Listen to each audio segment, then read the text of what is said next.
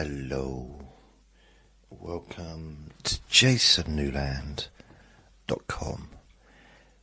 My name's Jason Newland, and Vinny's just jumped onto the chair.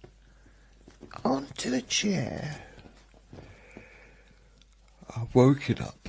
Oh, my back's hurting. Oh, I woke up early today. I'm very late doing my Q&A Friday. Very late. This is the latest I think I've ever done one. I've done one on a Saturday before, but yeah, never done one on a Sunday morning. And yeah, please only listen when you can safely close your eyes.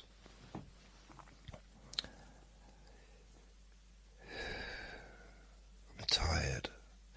I'm not actually tired, but I need to do some exercise for my back today, because the muscles in my upper back are just aching, which they have been for the last couple of weeks. I go through periods with that.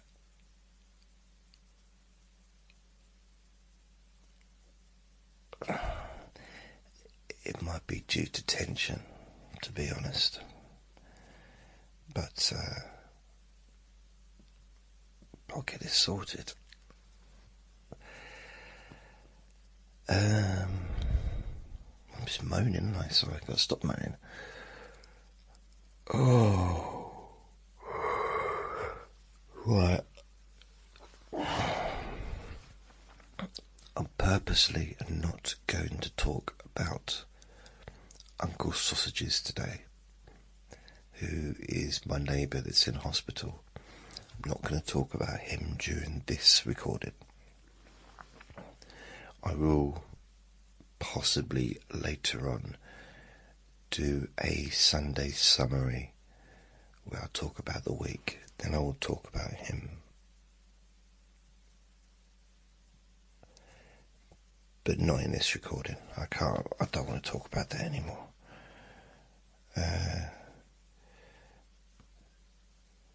So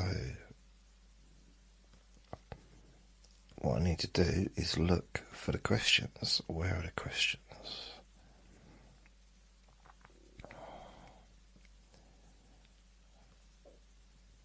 So I've only just got up. I've been awake for about 10 minutes, so I'm not quite with it yet.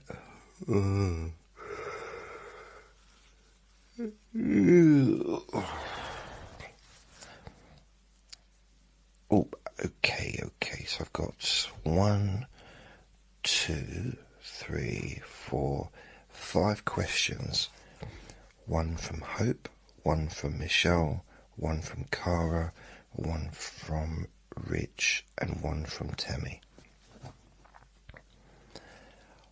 Also, I do want to just say a big thank you for everyone that sent birthday wishes to Alex, or Vinny calls him Uncle Sausages, but anyone that made a video or sent birthday wishes, thank you very much. It was very well received and appreciated, I think. So thank you. I definitely appreciated it. It was hard to gauge a response from him, to be honest, but he seemed pleased, definitely. But he was also very distracted. But thank you. I've no doubt he's watched the video, because I put the videos together, and I'm sure he's watched them on his own as well. So, okay, I hope you keep.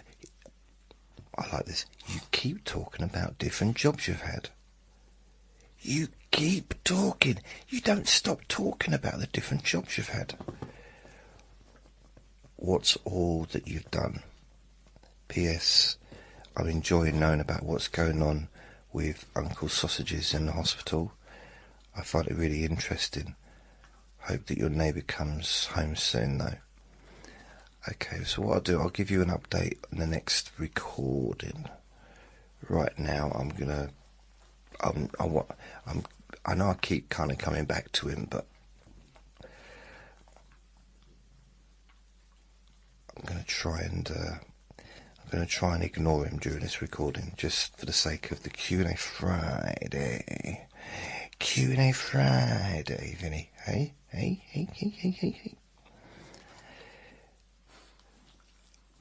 Well, Hope, what I can do, I can try and list as many jobs that I've had.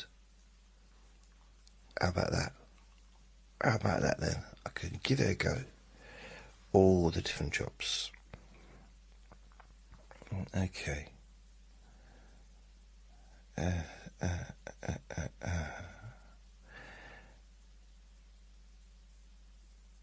I was a paper boy. So, delivering newspapers when I was a kid.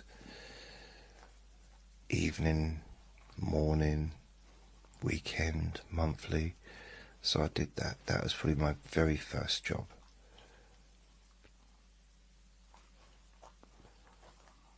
I think. And I was a kitchen porter, again when I was a kid, doing the washing up.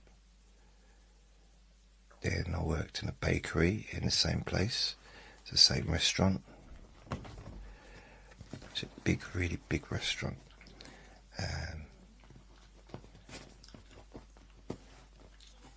So that was that job.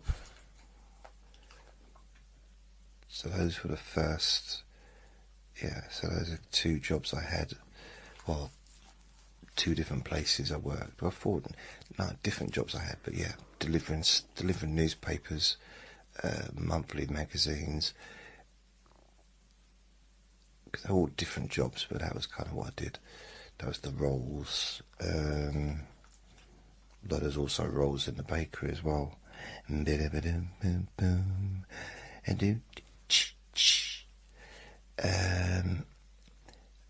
So what have we got? The chip shop. So I worked in a chip shop. Then I worked, I think my next job actually, I'm just thinking about it, I worked in an old people's home. I think they're now called residential homes, I think, but they used to be just called old people's homes back then. And I was a cook for 2 weeks, and I got sacked. I basically did 2 weeks, whatever you want to call it, I just got out of bed, not all my words are there yet. Quite a lot of my words are still in my bed, probably in my pillow, in a form of sweat.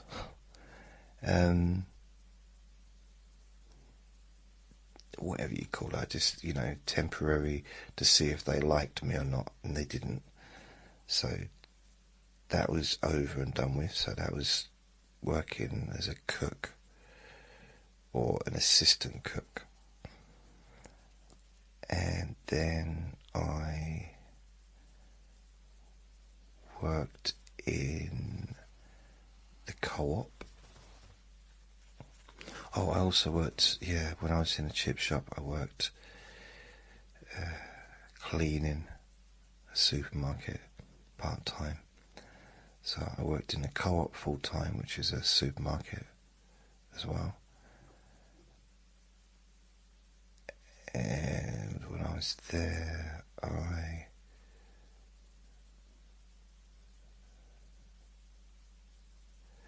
also worked part-time as a kitchen porter in a hotel.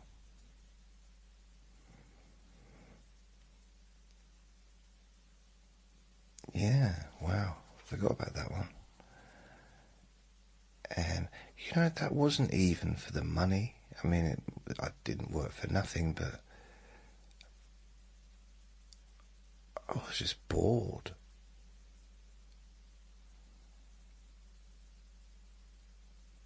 It's weird. So yes, I did those jobs, and then after the co-op, I did a couple of cleaning jobs part time. Then I worked in a factory making meters. All my job was packing meters and making boxes to put the meters in. That was pretty much what I did. And then I worked in a not shipping office, it was a haulage office. And it was a tank freight where they basically transported liquid, like chemicals, things like that. So I worked in there. I was actually thinking about that yesterday, because I've got two occasions where I've messed up, but then the people have complained about me messing up and it's worked out worse for them. One was in a pub where I was basically serving drinks to a table, and I was undercharging, not on purpose. I was doing the maths wrong, and I think I just remembered what it was, the amounts. I added it up once, and then every time they came back I just charged them the same amount. This is before we used to put, tills are much better now. You put the item, you click the item and stuff. Back then, didn't have that for tills. So you literally put it in each item by the amount. It was not perfect for me. Anyway, they complained. They got served by someone else because I was busy. Later in the evening, they got served by a different person, and they got charged the proper amount, and they started moaning, kicked up a fuss. And the manager came out, and they were saying, "Oh, yeah, but we paid £3 less all night for each round, and now you're charging us this." So as I said, the manager came out and said, "Well, this is the amount you should have been paying all night." See, if they'd have just shut up, paid the amount, then made sure they saw me next time. But no. The same thing happened in the tank freight place. This was a little bit more serious, because I was messing. Well, I mean, it's serious. I shouldn't be undercharging people, and also, it's not good for the company, is it? So I guess that was serious in that way. But I didn't mean to do it. They did accuse me of stealing. But, no, I'm just really, really bad at the job. That's pretty much what it was. With the tank freight, part of my job was to do the wages for the lorry drivers every week, and to do the tax and stuff. So I did that, And after about 4 weeks, yeah, I did it every 4 weeks and everything was fine. And then I think on the 5th week, I'm making this up, I don't know what week it was, they started coming one by one. You charged me too much tax. You charged me, and they really were going at me, yeah. And the manager got involved. The head office got involved. They called up the royal family. It was, it was a big old deal thing. And as it turned out, I had messed up. But I'd been messing up the whole time. And for the previous 4 weeks, they'd got way more than they should have got. So although I charged too much tax on the 5th week, I didn't charge hardly any, not nearly enough, the other weeks. So they were up by about £50 a week the previous weeks. The 5th week, they would charge an extra £20, or they lost £20 or something like that. So if they'd have kept quiet,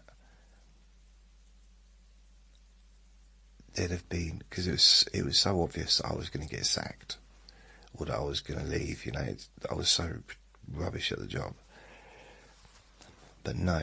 So what happened is the head office got involved.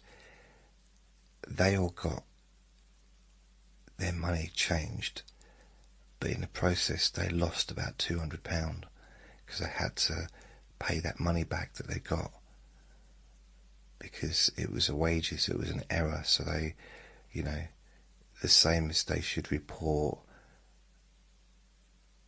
it was up to them, because they needed to report an error in the wages.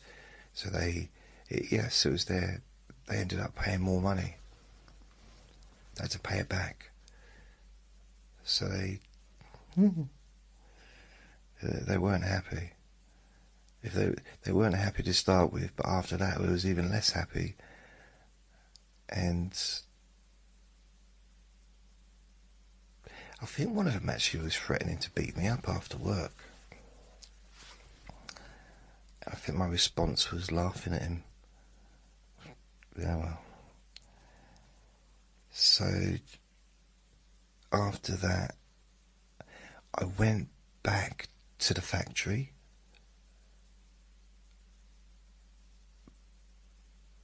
boxing up meters, electric meters.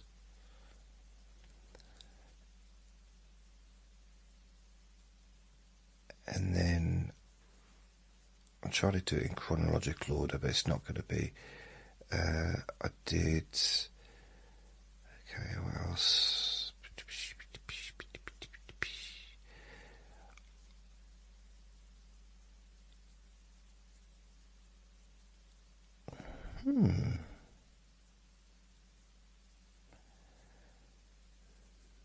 I babysat, so I basically got kind of paid to look after a kid for a few months, but my payment for that was just somewhere to live.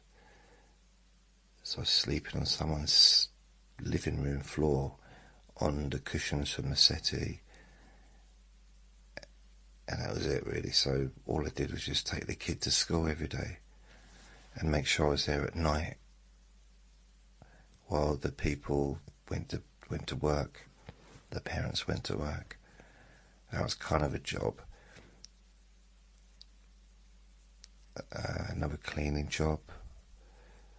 I've had one. How many cleaning jobs have I had?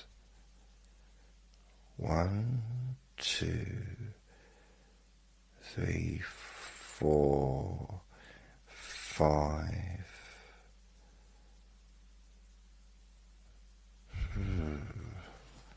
6,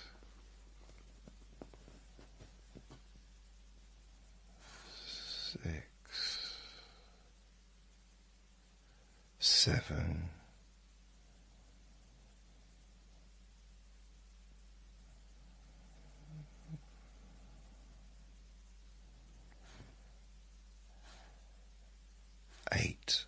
Yeah, I've had 8 cleaning jobs. I've done kitchen porter in 1, 2,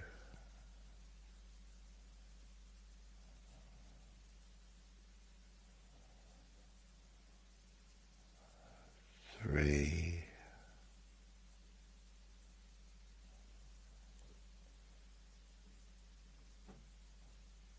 no, 9 cleaning jobs. So kitchen porter in 1, 2, 3, 4.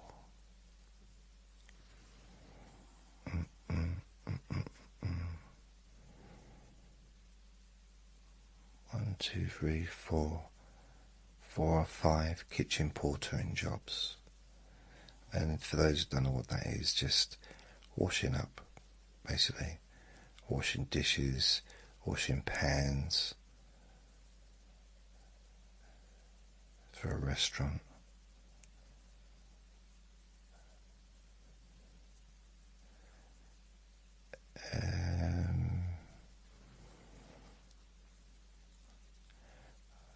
I've done lots of different cleaning jobs. I've cleaned nightclubs, I've cleaned supermarkets, I've cleaned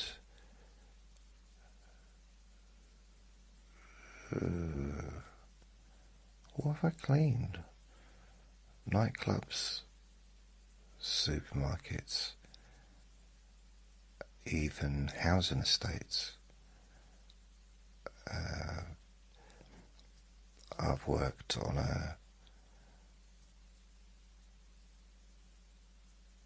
I've worked on a street cleaning as well.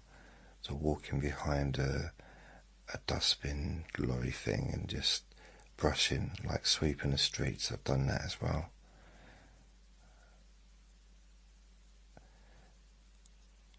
I've had jobs. I had one job where I was cleaning. What's those big tent things that people have at functions? Not torpy, something like that. Big tents, and people have, so they can have like a garden event, but also they can be inside if they want. Ideal in this country's weather, you never kind of not really know if it's going to rain or not. And some people get married in them. What are they called? But you know what I mean. Torpay, pay, poo, something like that. But they're sturdy, really, big old things. So I worked for something like that once. I've cleaned caravans. Yeah, blimey. Cleaned caravans. I've worked in a dry cleaners. That was hot. Worked at a bakery twice. Small one and a massive one. In the bakery, I worked in the canteen and in the actual bakery itself. So I had 2 different jobs there at 2 different times. So I got made redundant. And then I messed up a bit.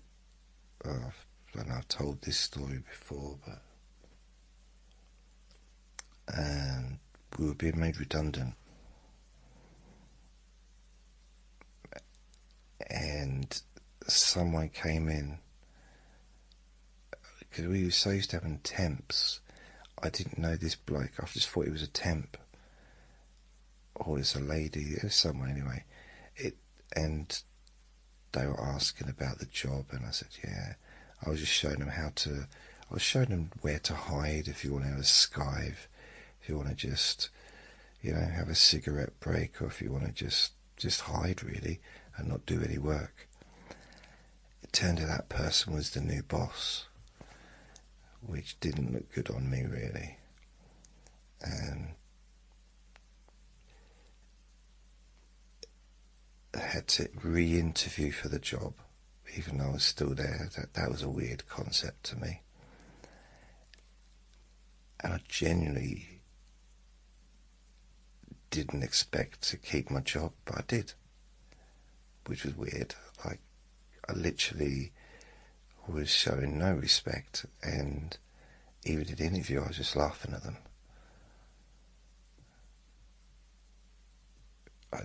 In those days I was a little bit cavalier, maybe, a little bit don't care. I struggled to take it seriously because I was serving out beans and sausages to people every day, and I was about to get a pay cut for doing the same job, so that I'd been doing for 6 months or whatever. So I was about to get a pay cut. I first of all laid off, then rehired to do exactly the same job for less money, which I found to be a bit silly, if I'm honest. And I told them so. Perhaps you shouldn't say that in a job interview, I don't know. I'm no expert. You know,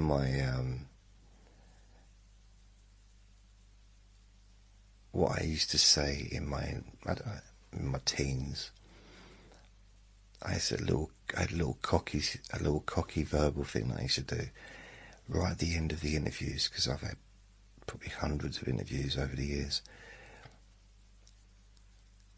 When the person said, any more questions, and I'd say, yeah, when do I start?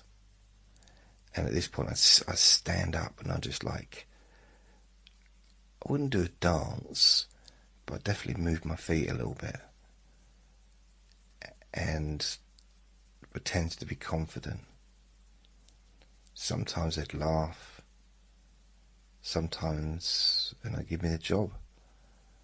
Sometimes they didn't laugh and they'd give me a job. Sometimes they'd laugh and sometimes they didn't laugh and I'd never see them again. You know, this is really, I mean, occasionally it worked and they'd say, okay, come Monday. Sometimes they'd say, we'll let you know.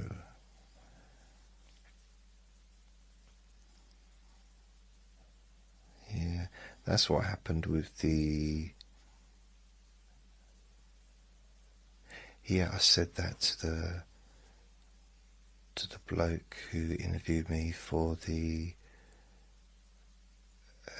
lorry company thing, haulage. Yeah. Any questions? Yeah, when can I start? La la la. Yeah. I was really bad at that job. It took me a day trying to learn how to do the telex machine. It was hard. I just couldn't. The kind of boss he was that I had, he'd show me once and then leave me to figure it out.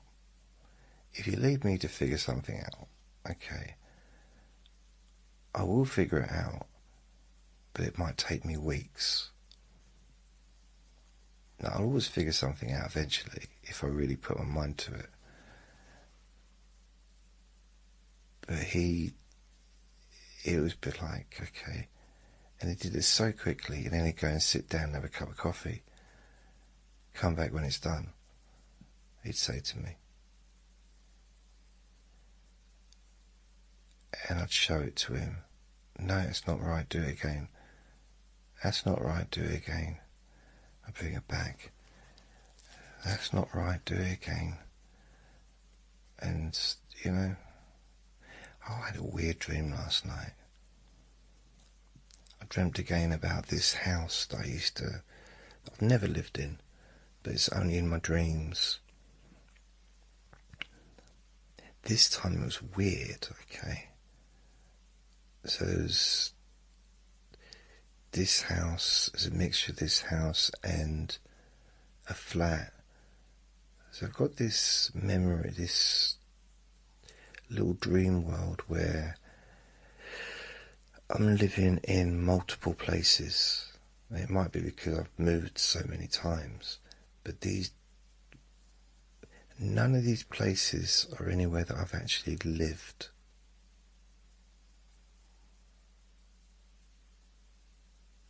Or maybe they are a little bit. Yeah, maybe one's a flat that I lived in when I was a kid, when I was 15. I was sleeping on the floor in my step-grandmother's flat. Well, it was a little camper bed, but it's in the living room. That wasn't pleasant. It was a novelty for the first night. But, after having my own room, that was hard to wake up every day. I mean, literally, it was hard. It was like no teenager wants to wake up. Wake up and there's a lot of people walking around in their bedroom. I don't think anyone of any age would particularly enjoy that.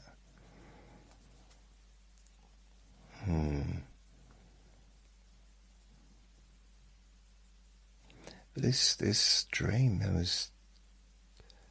I'm looking out of the peephole, or maybe there's a glass in the window, in the door of the window, not the door, the front door rather.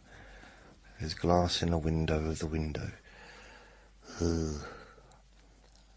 And I see people, they start knocking on the door and they come in and they were living there. And because I've not been there, I've left my stuff there, but I'm living in multiple different places. One's a council flat, but I've not even moved in there yet. I'm still living in another flat, which I did do once. I did actually live in a place, moved out, moved into my friend's council flat. It was back in 1989, and I still had time left on the room that I was renting, so I just didn't say nothing, and I ended up moving back. That was weird. Yeah, that was another running away from a situation.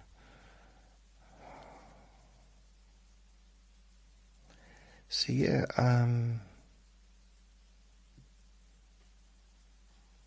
other jobs.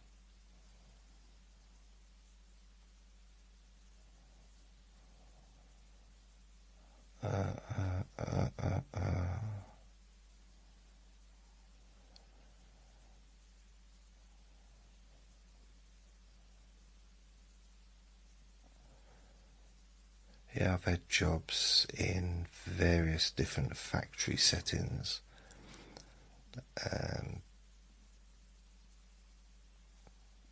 As I said, packing meters,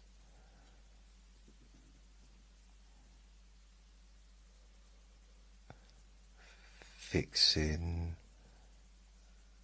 another one on a conveyor belt, putting screws into stuff.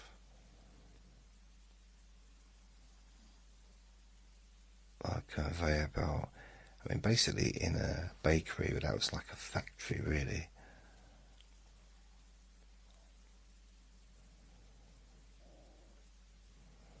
I worked in a pub. I've had one. I've done a few bar jobs over the years, and bar work is not for me. So, one in a pub, which was, I didn't enjoy that at all. I wasn't very good at it. I worked at Butlins for the Christmas season. behind the bar. That was the busiest bar I've ever never witnessed anything like that. Thousands of people. It was just, non-end, never ending. You know, they had quiet times, but when it was busy, it was just ridiculous.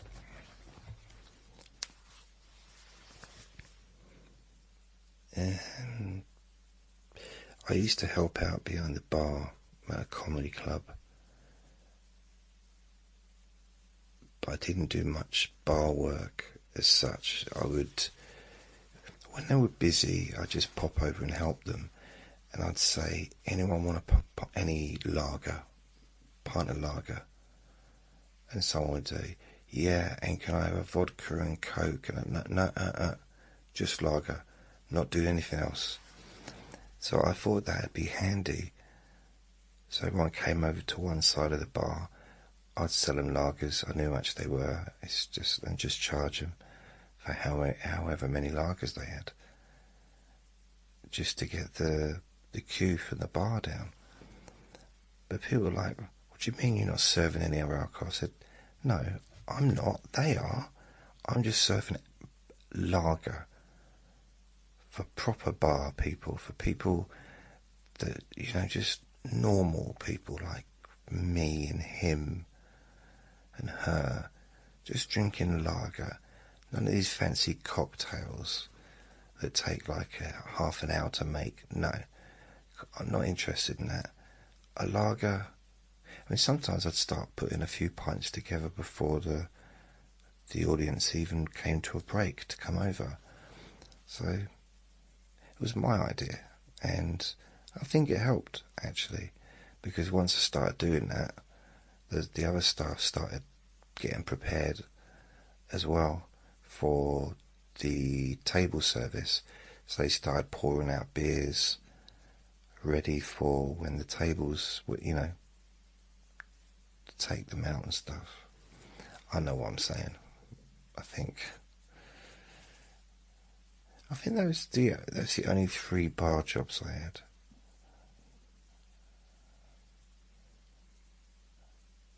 Yeah, dry cleaners, that was hot. The 2 hottest jobs was definitely the bakery, the big bakery. The small bakery was also hot, but I didn't care. The big bakery, that was super hot.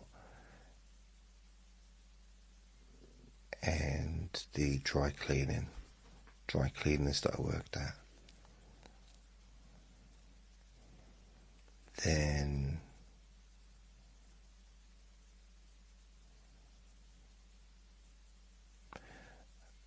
I used to help this bloke who was self-employed to clean carpets, but that was like sporadic. I really liked him though. He was a great bloke.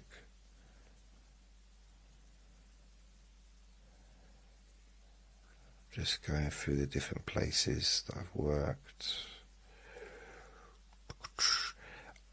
Security guard, and I did lots of different places when I was a security guard.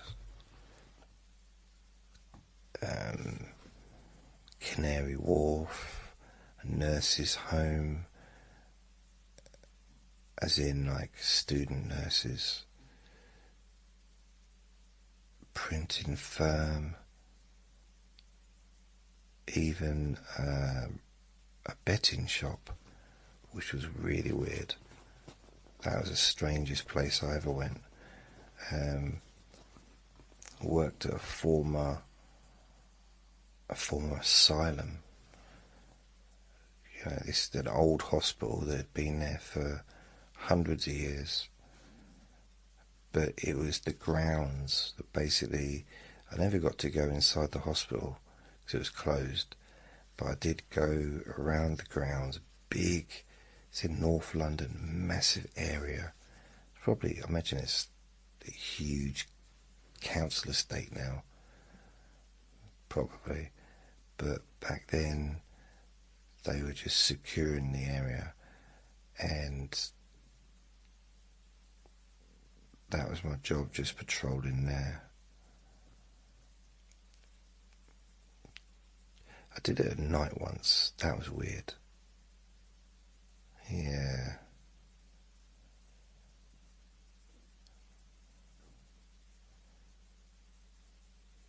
Yeah, that wasn't. Oh wow! I just remembered. Isn't it weird how I forget stuff and now I just remember it. Here's something I used to do. I used to work around the Middlesex hospitals, and sometimes they'd ask me. These would be more on my day offs or days off. Asked me to work in the actual hospital, but these were closed hospitals. Old hospitals, which were freaky places to be. Freaky during the day, but during the night time, nobody wanted to do a patrol. I patrol during the day, just walk around. You get to know the area. I mean, it takes ages, and you have to do a zing, like tap on different places to prove that you've done the patrol. At night, no one would go with me. So I just said to the office, I ain't going. I'm not doing it on my own. Sorry. Simple as that. Because it was pitch black. So there was zero electricity in the building. We had torches, but no, it didn't help us to see the sounds. And there was a lot of sounds.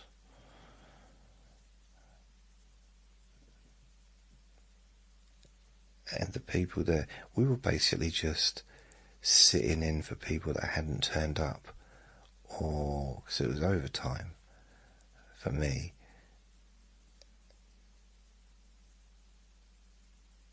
And I told the head office, I said, look, this is a job for 2 people patrolling this hospital in the middle of the night in the pitch black. Like, I'll do it with one other person. I'm not doing it alone. And they said, you've got to do it alone. I said, well, I'm not. Sorry.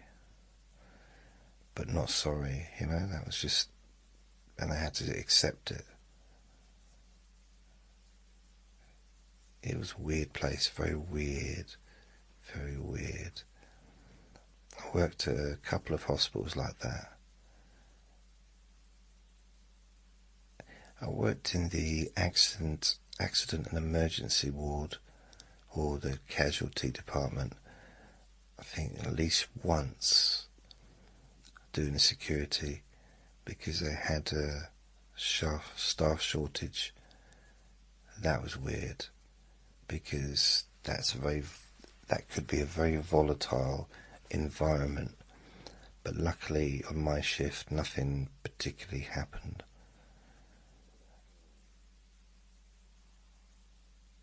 Although I did know the staff quite well, because they were in the same hospital that I was working in anyway. So I'd worked with them, and everyone was cool. I got on with most of the people. And some people liked working in the accident and emergency ward because they liked the drama, they enjoyed it. I just wanted to go for a sleep. You know, that was the perks of doing a night shift. If there's no one around, you can have a little sleep. I'm trying to think what other jobs have I had.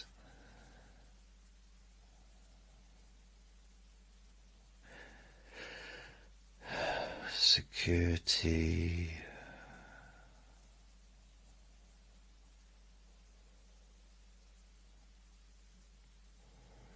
I've had a lot of sales jobs.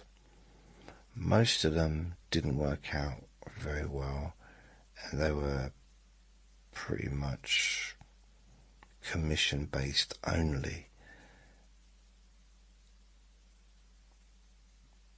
and not one of those resulted in me getting paid.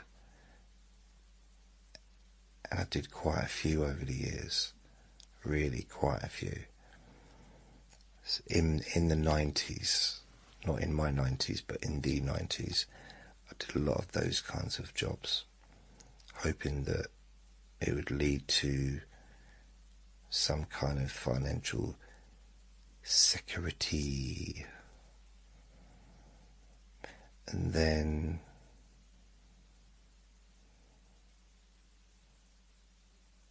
I was a DJ as well.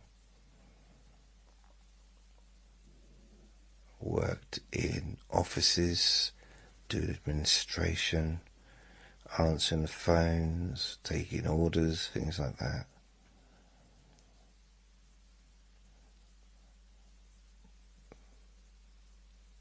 I've canvassed for double glazing, also for life insurance. So this is knocking on people's doors. Also for satellite dishes as well. I've been, what did I do? I've been I suppose I'm just trying to think of some of the other jobs I had in the 90s. There must be some that I'm just forgotten about. I did security for the new opera house that was being built.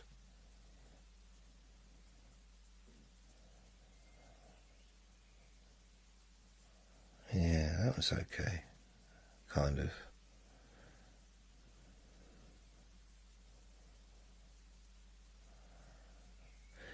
I did work with some builders on a train station, taking down lighting, drilling out the lighting.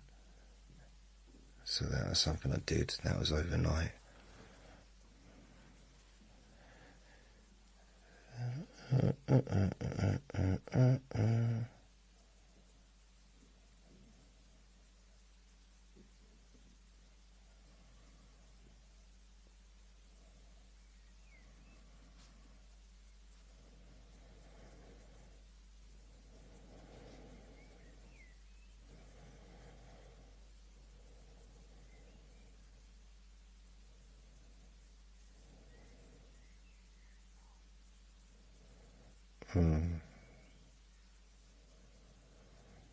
Call centres. I fell asleep then, sorry.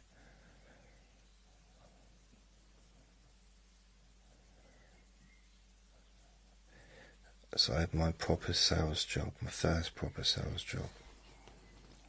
No, my second actually, because I sold till rolls for a while. But yeah, so this is the second sales job that I actually got paid for. And it was calling people up, cold calling people, trying to talk them into taking on a phone contract. So I did that for a few months. Then I started working in insurance, selling car insurance. That didn't work out. I was there for 2.5 years, but then it went a bit, a bit, And then I worked in retail again, in a gift shop. I did that twice, 2 different towns. Worked in 3 different insurance companies. This is during the 2000s. Well, 2 during the 2000s, and then 1 2002. 12.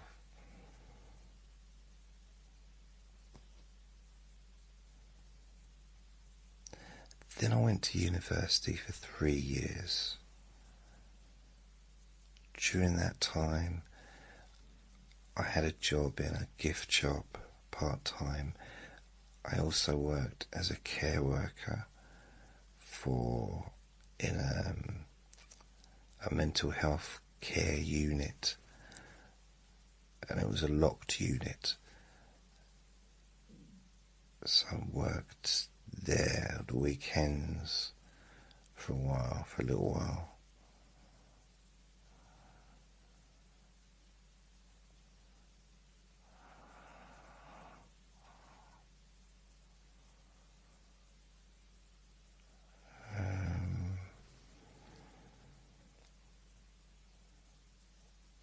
Yeah, so I guess the next thing is I worked at a children's charity on the reception, part-time, and I was also self-employed as a counsellor for a few years.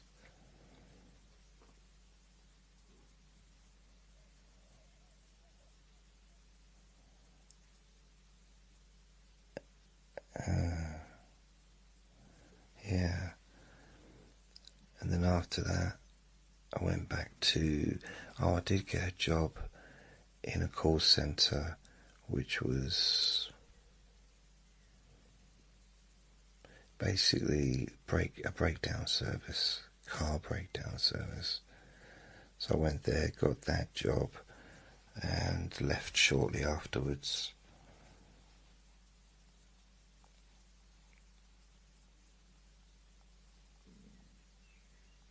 Then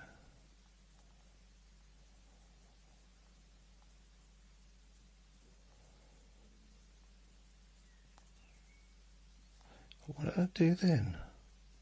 Oh, I went back to insurance. No, I went back to, car insurance again. Did that.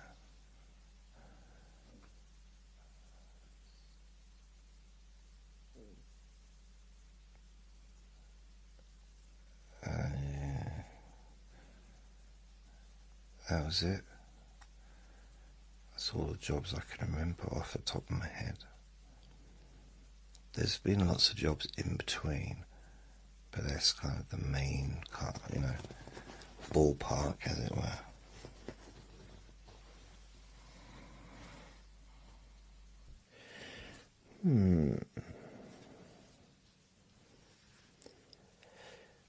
So that's the jobs that I've had. Yeah. Quite a few different sales jobs over the years. Just trying to think of any other weird jobs I might have had that I've forgotten about. Let me think.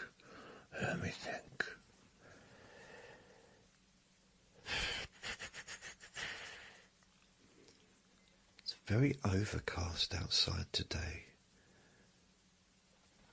Well, overcast, I don't know. The temperature's definitely different. It's dropped like a lot compared to what it was. I can feel it in my toes.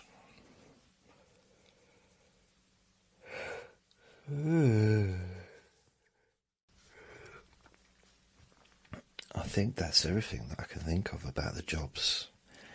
So I won't talk about the Uncle Sausages in hospital in this recording, but I will do another one, a different recording where I talk just about that. Michelle asks me, can you explain what council housing is? Okay, Michelle, I'm not sure where you're from. was going to say I was going to give you a comparison, but I'm not sure. Okay, right. It is social housing. Yeah, so council housing is social housing. It's basically properties that have been built by the government or by the local, because every area has its local council. So there's the government, and then there's the So I'm in Essex. So, for example, the council in Essex, probably about 1980, between 78 and 80, built this building that I'm living in. And solely for the purpose of renting the properties out to members of the public as social housing. And see, I've lived in, so I know I've mentioned council housing before. I have lived in lots of different council places. I mean, I was born in a council house.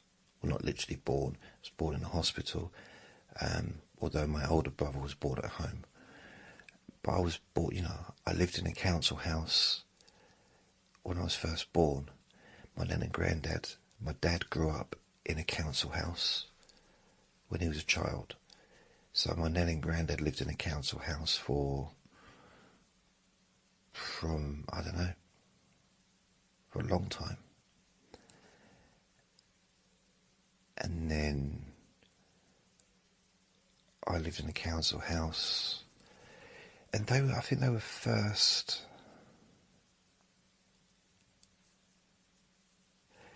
I'm going to make this up, so I thought maybe I should look into some facts about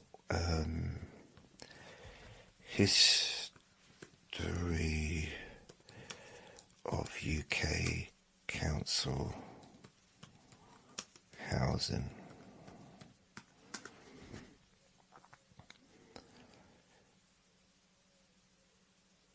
So, okay, apparently the official term for it in this country is public housing. I didn't realise that. Also known as council housing or social housing. Provided the majority of rented accommodation until 2011.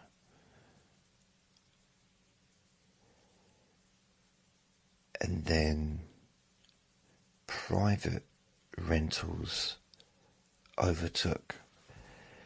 So there's more private rentals than there is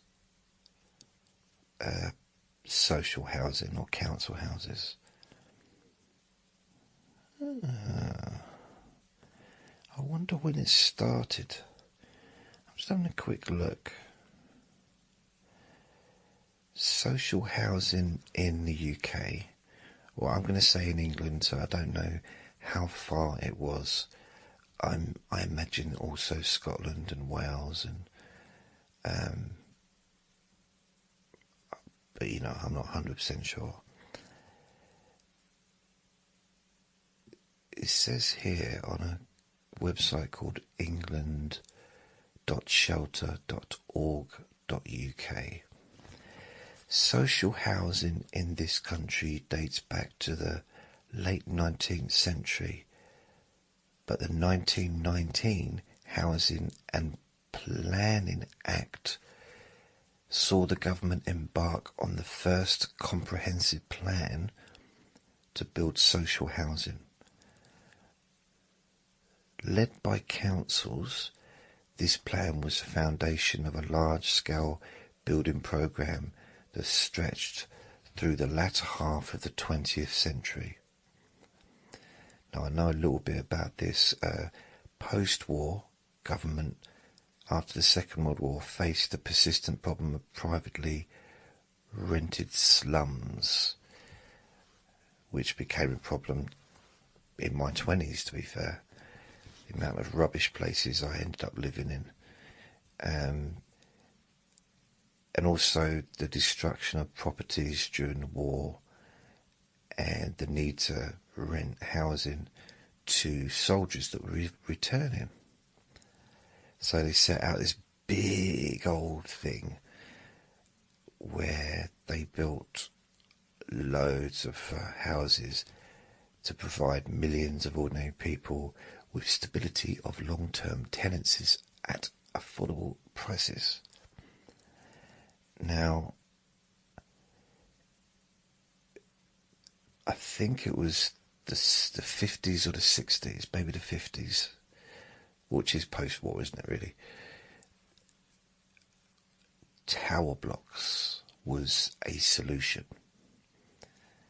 So these, I don't know how high, but some of them are like 20 floors, 12 floors, 20 floors, some smaller, but these big tower blocks which had,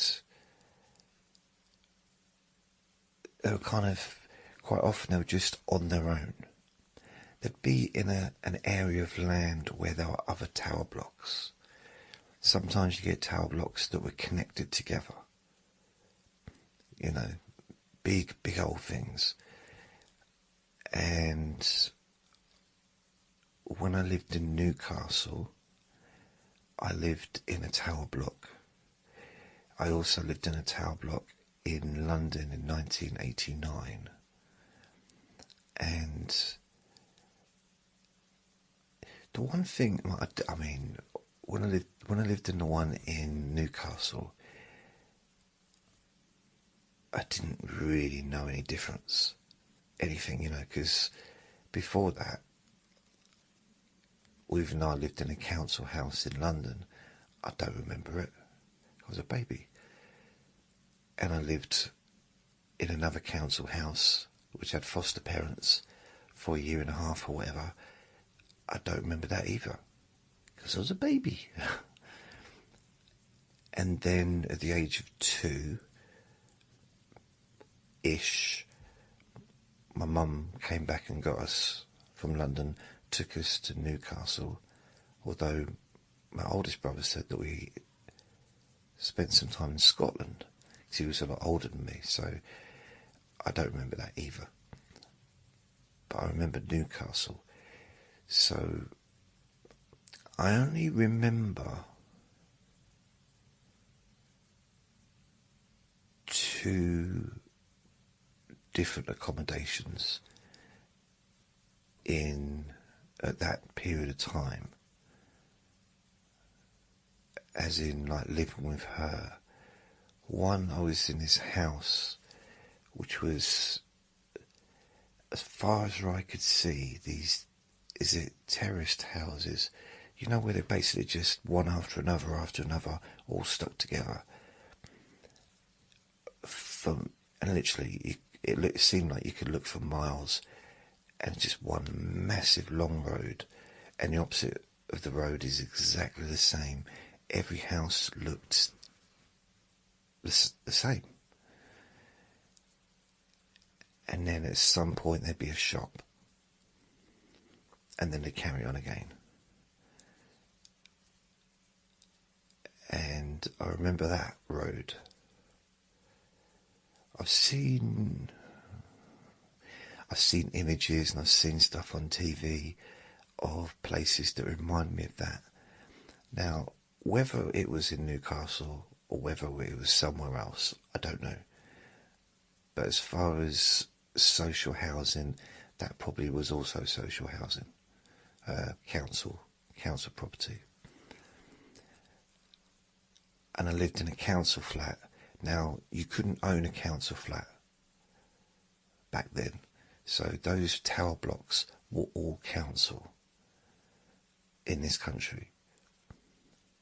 And I know I'm sure there was probably tower blocks in London which were private, but you know, I'm just, for people with money, But generally, the tower blocks for the social housing, it was just for social housing. These kind of identical, very, very similar towers, big old things they was. There was one in Stratford, not the one I lived in, but it's really weird. It was just on its own. Really stood out. I had a friend that lived there,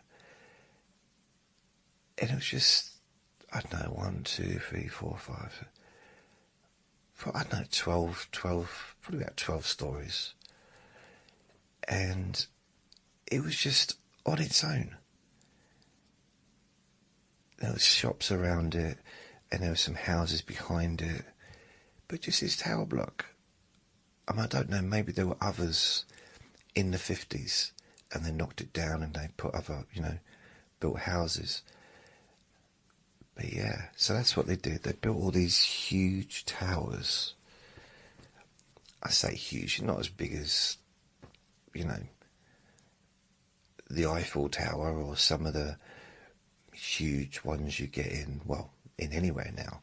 I mean, we've got some huge ones in America, in the UK, in London. I imagine there's huge buildings pretty much in every city of the world. So I didn't live in any of those, but they still were high, especially for me, because I was very little, still am.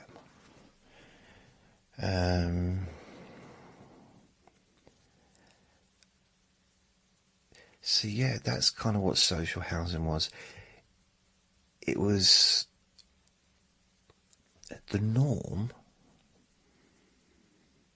the kind of the normal situation by the 70s was you'd be brought up in a council house, you'd live in a council house with your parents, your family, you'd leave, and then eventually you get your own council. Maybe you get your own council flat or your own council house for your own family. Or if you live on your own, get a council flat in a block, depending on how many people are in your family. So that just seemed to be the norm. I didn't take advantage of that when I was 15, because, well, not advantage, but I was pretty much homeless when I was 15. I was sleeping with my step-nan's floor. I was sleeping on the floor in the living room on a camper bed. I mean, sofa surfing basically is classed as homeless. So, at that age, I wouldn't have been given my own flat at 15, but maybe at 16 I might have done. They might have given me a council place, especially as I lived in a little town. If I'd have been on the council list, I probably wouldn't have had to wait long. But I guess I just wanted to do my own thing, be independent, although that would have been being independent. I don't know, I was a kid. What did I know? What did I know? And I'm not sure when I became an adult, probably a couple of years ago. I think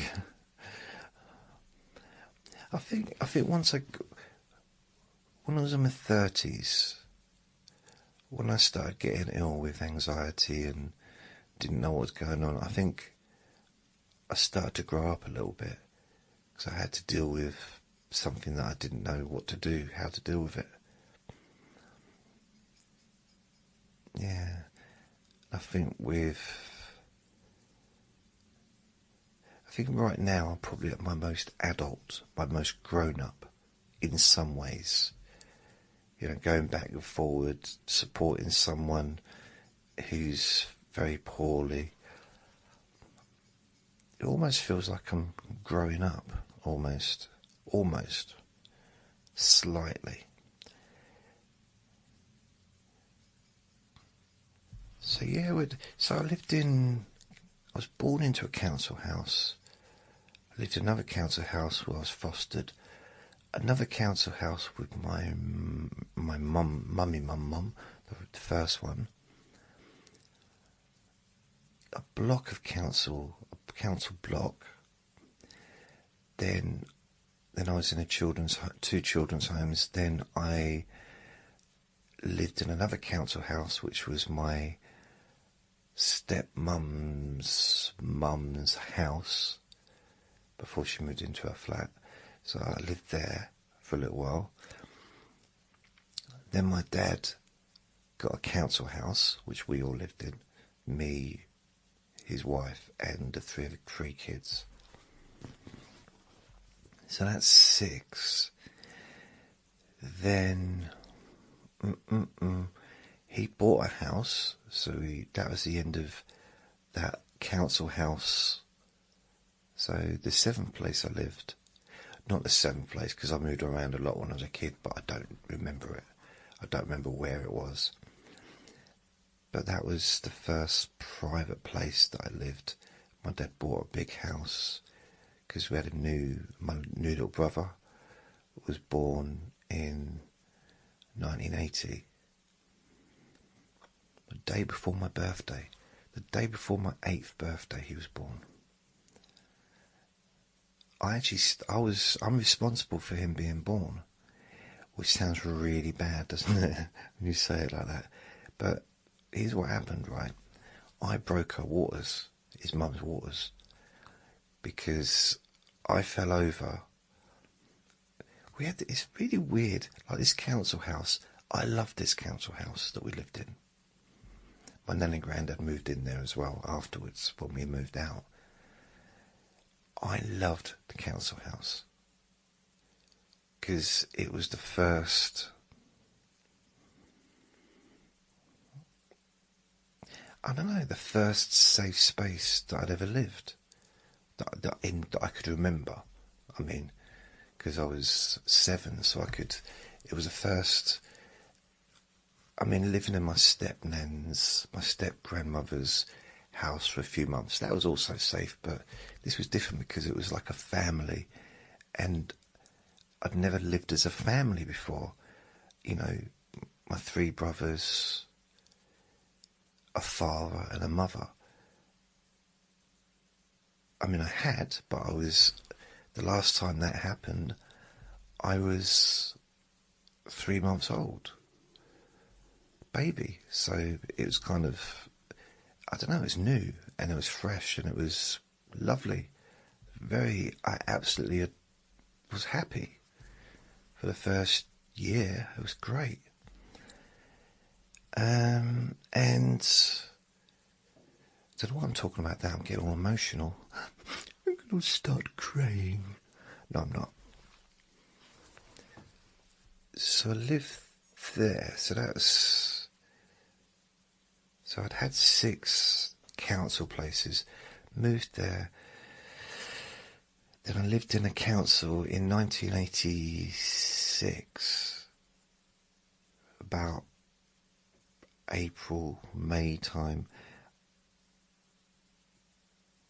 I moved into my stepmum's mum's flat with my stepmum. That was a council flat. And then from then on, I was just in private accommodation, renting privately, all the way through 87, 88. I temporarily stayed in a council flat in 89, a council house in 89. And then I stayed in another council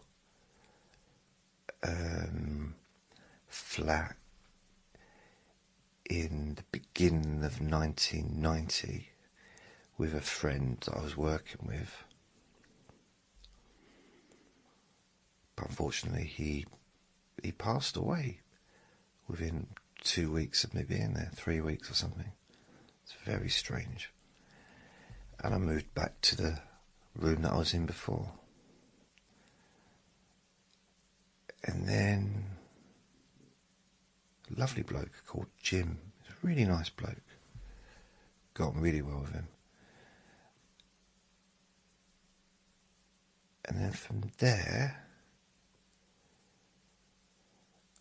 I lived in, I'm just sort of thinking going forward, no. I lived in another council house in 94. I was renting a room. So that's 10. And then I got another, then 95, another council house. I was renting a room. And then 96, another council house, renting. It was basically renting a flat. It was a sublet. I didn't realise it was council. But anyway, let's move on from that. So it's a room. So that's 7. That was 96.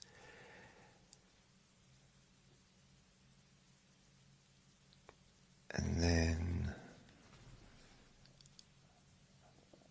nothing for 4 years. Yeah, no more council from 90, well, it was 96 to 97, so no more council places until I moved in here in 2015. So 20 years of private renting, just private. I did a lot of private renting before that, with intermittent council places. Yeah, from 97 to 2015.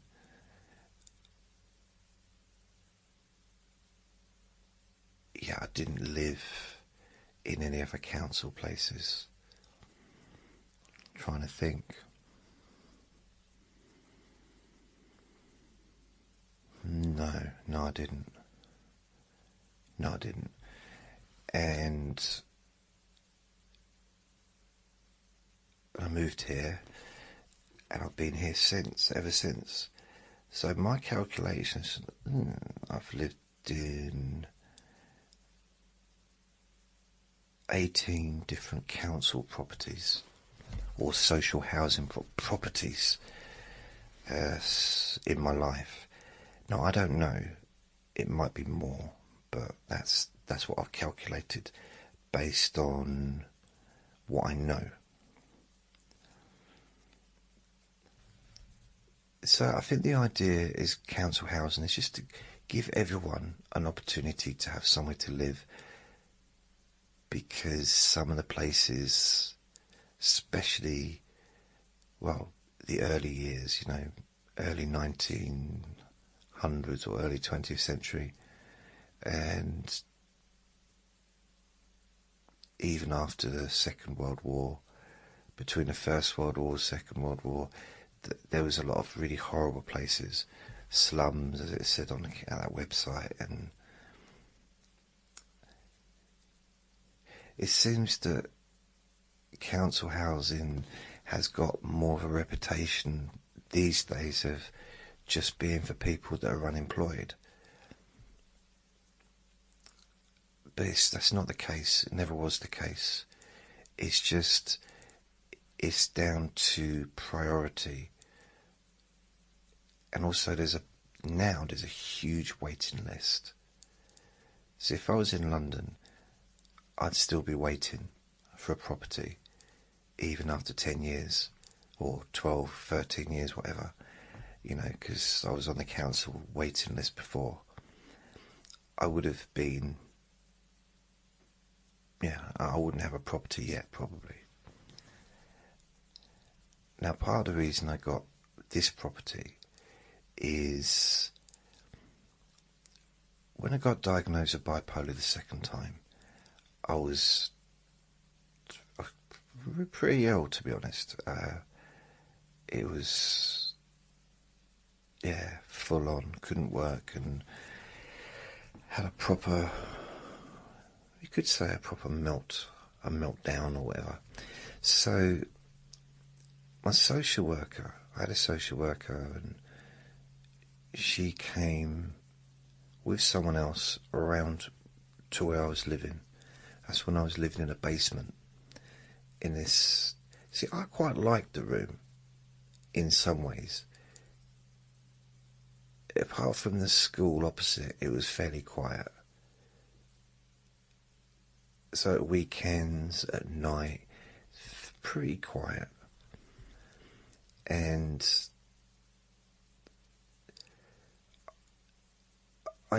I disliked my previous room, because I lived somewhere else before that for a year. I disliked that so much that it was actually a relief to get out of there, because I'd had some problems with the people who lived there, and also the property wasn't up. It was way too expensive. I couldn't afford it, you know. So this was kind of a relief. But then there was the problem of mould, which the landlord didn't sort out. So, and also it's a tiny room. And when my social worker came in there, she couldn't believe it. She sat down. It was like the room was smelly because of the mould, but also it was so dark because there was no light coming in, and it was so small. They struggled to kind of sit anywhere. And she said, "This isn't fit for living." I mean, it did tick all the legal requirements. It was exactly within the measurement of the law, you know, being wide enough and stuff. So there was no laws being broken, although the landlord should have sorted the mould out. But that would probably be a civil case if it went to court. But even so, it was too small. It wasn't fit for human consumption where I lived. Because of that, you know, she came and she helped me to sort out. I mean, she helped me basically to sort out psychiatrists and therapy and benefits. She was great. She really helped me with a lot of stuff because I couldn't really function very well. So she helped me do it, or put me in touch with someone else that helped me do it. And then about a year later, it took about 10 months for my benefits to come through properly. So I was on minimum like £60 a week for nearly a year, and then the benefits came through and I got my full benefits. So during that time I just had to, was the analogy, treading water, I don't know, just plod along and kind of just wait, I suppose. And I remember I was shopping I had to give £25 a week to my landlord to make up the rent because they weren't paying the full rent. Because it was 65 a week and they were only paying 40. So I had to pay them 25, so that left me with not a lot. So I was going to Aldi, which is a really cheap shop here, and I was buying canned potatoes. Everything was cheap.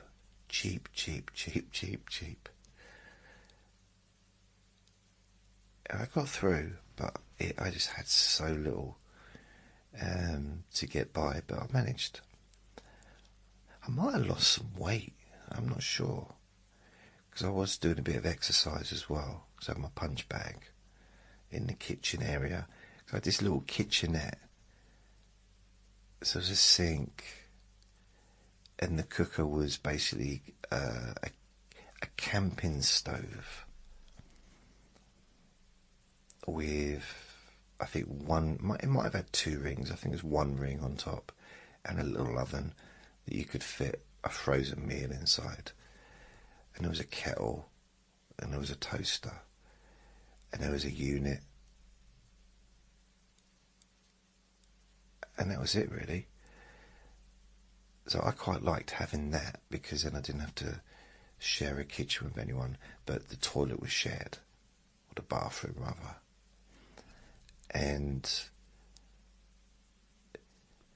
because it was a kitchenette, because it had a little kitchen, my landlord called it a flatlet. But for housing benefit, they didn't. So he wanted 65. They said they're only going to pay the amount for a room. All it is a room with a little area where there's a few kitchen bits. It's a room with a sink, basically. So I didn't get the full money. He used to chase me around. He did. I used to have to hide. Sometimes I used to have to dress up, didn't disguise. Because always like, where's the money? Where's my money? He got to the point where I'd feel guilty. So if he caught me, because he would hang around waiting to see me come in, and I'd have carrier bags. He said, what are you doing? Why, if you haven't got my rent, how come you're going out buying stuff? I said, it's food. It's food, sir. I need you to eat. I'm sorry, sir. So that was a weird one.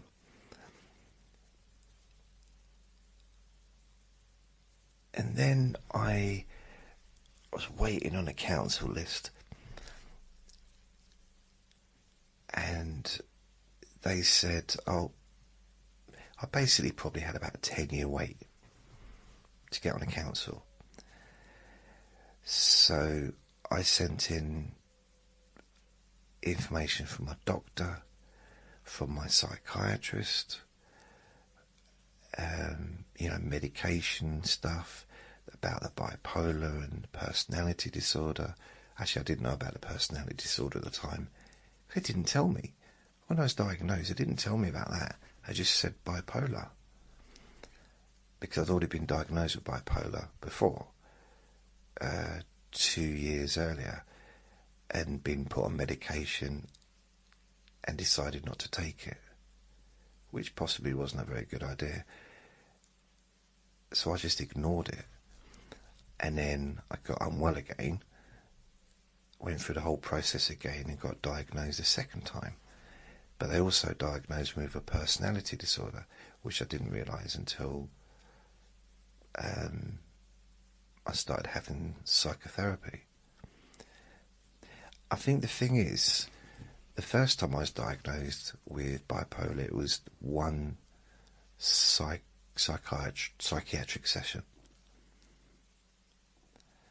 And the second time I was diagnosed, I saw psychiatrists. I saw a few different psychiatrists, probably 5, 6 times, maybe 7 times. I don't know why they had so many people look at me and interview me, I think they called it. But yeah, so I've got all the notes actually. So I asked, because a couple of them were a little bit rude. One woman, psychiatrist, who was very, very judgy, very judgy. So I went to my doctor's surgery and I said, I'd like to get access to all my doctor's notes, because that would include the psychiatrist's notes that they made. And they gave it to me, and she had been rude, but not in a way that I could do anything. So she wrote down, I'm not going to talk about what she wrote down, but she wrote down some personal stuff that I told her. But when I told her that personal stuff, she made some faces of like that, and that, like, very judgy, judgy.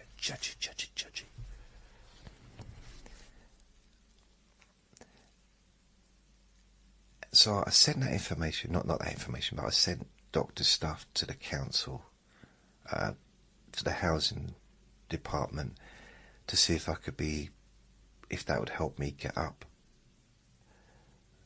the list a little bit, instead of waiting for 10 years, because I didn't, at the time, that seemed an impossibility. And they still put me down as, I think, a D. So basically, if the category they had me before was someone that didn't need anywhere to live. Like, it's almost like I lived in a perfect place, I had a full-time job, and everything was going well. That's the category I had of housing before, even though that wasn't the case. Then they bumped me up a little bit because of the doctor's notes and stuff like that. But still, I think they categorised me as E, category E, or maybe category B, A, B, C, D, which was not, it's like quite low down. So I'll probably still be waiting, sort of 5-6 years, maybe longer. And then I contacted my social worker, and I said to her, well, I asked her, I explained to her the situation, because she'd been in my property, and she was surprised that I wasn't getting any kind of help, because she'd helped me with all the psychiatric stuff, she'd helped me with the benefits side of things, but she was surprised that I was not being helped by the housing based on where I was living.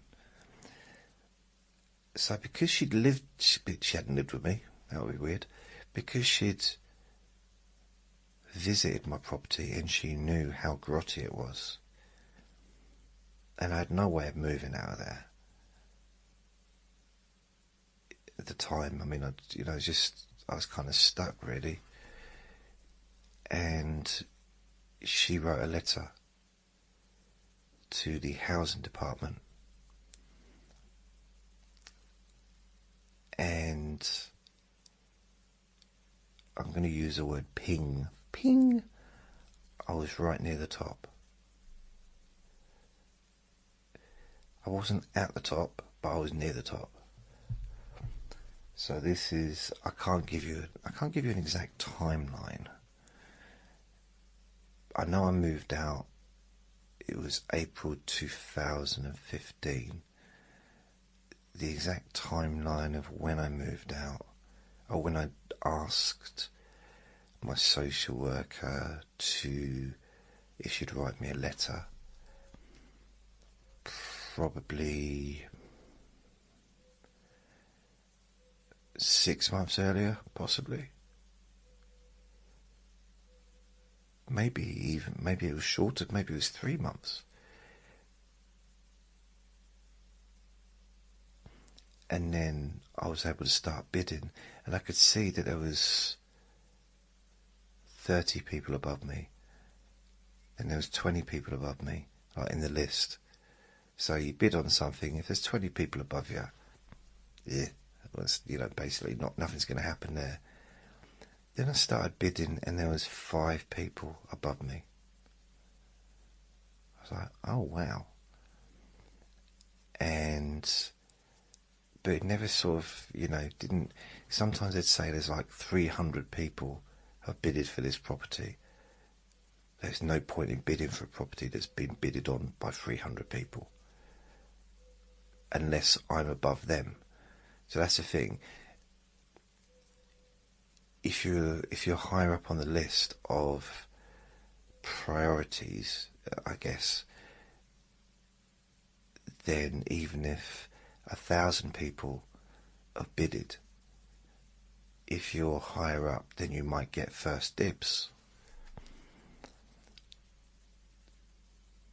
So what happened next is I did live in another council house. I just remembered. I lived in another council house in 1988. I rented a room in a council house. Isn't that weird? I just remembered.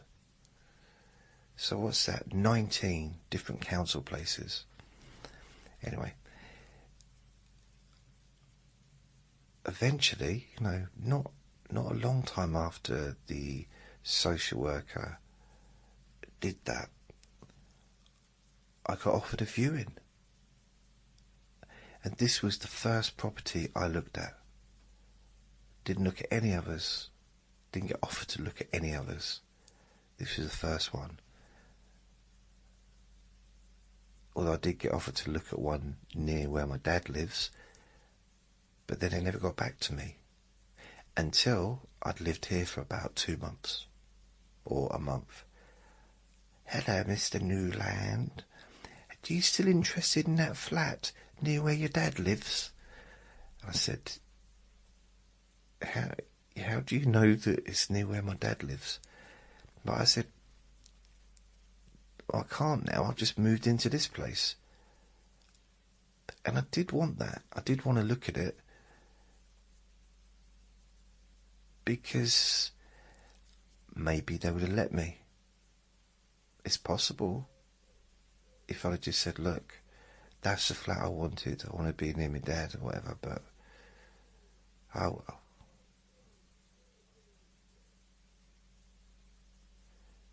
It's strange. But I was already living here and I'd already signed the contract and I'd been here for a month. So I just said, no, don't worry about it.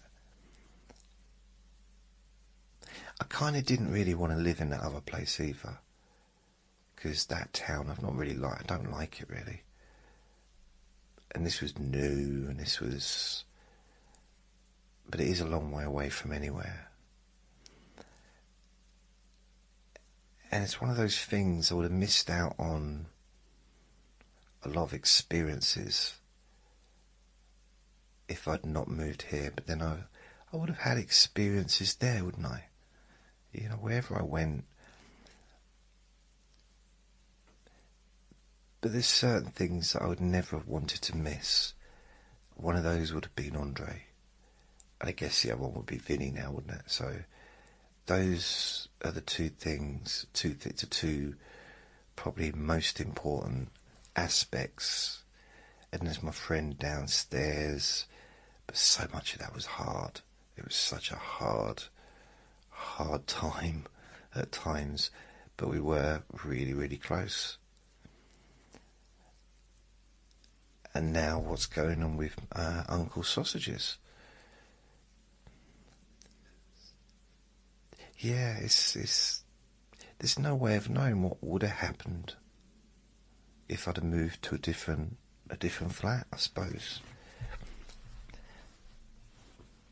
I hope I have explained what council housing is with this explanation. I hope. I think I have. Yes, I mean we're very lucky to have social housing. It's just there isn't enough now.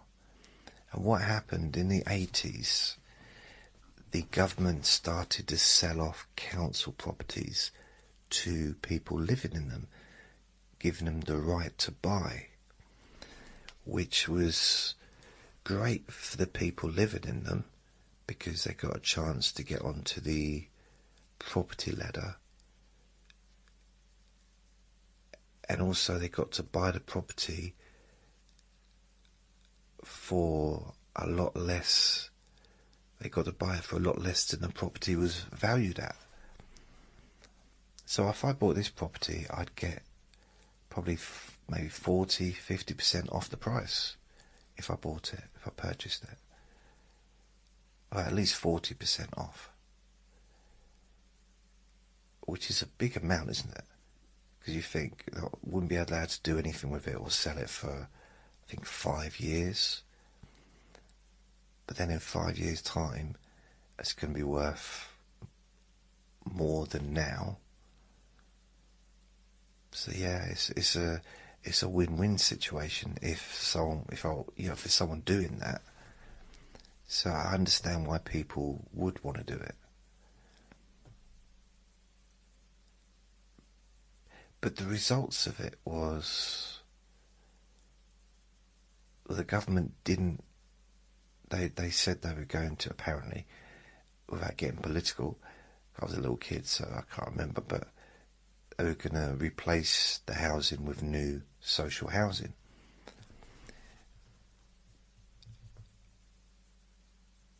So now there's a social housing shortage because of how many people purchased, but they were just doing what they were allowed to do, and they took advantage of a situation which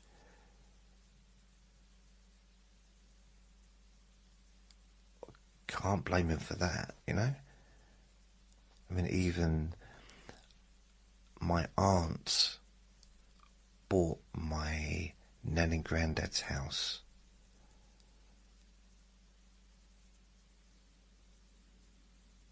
just before my granddad departed, and so my nan lived there. She didn't have to pay any rent, didn't have to. I think she might have paid the bills, and that was it. From 1991 or 1990 or whatever, until she stopped living there. And then my auntie sold it and made a big profit. It would have been a big profit because it wouldn't have cost much to buy it.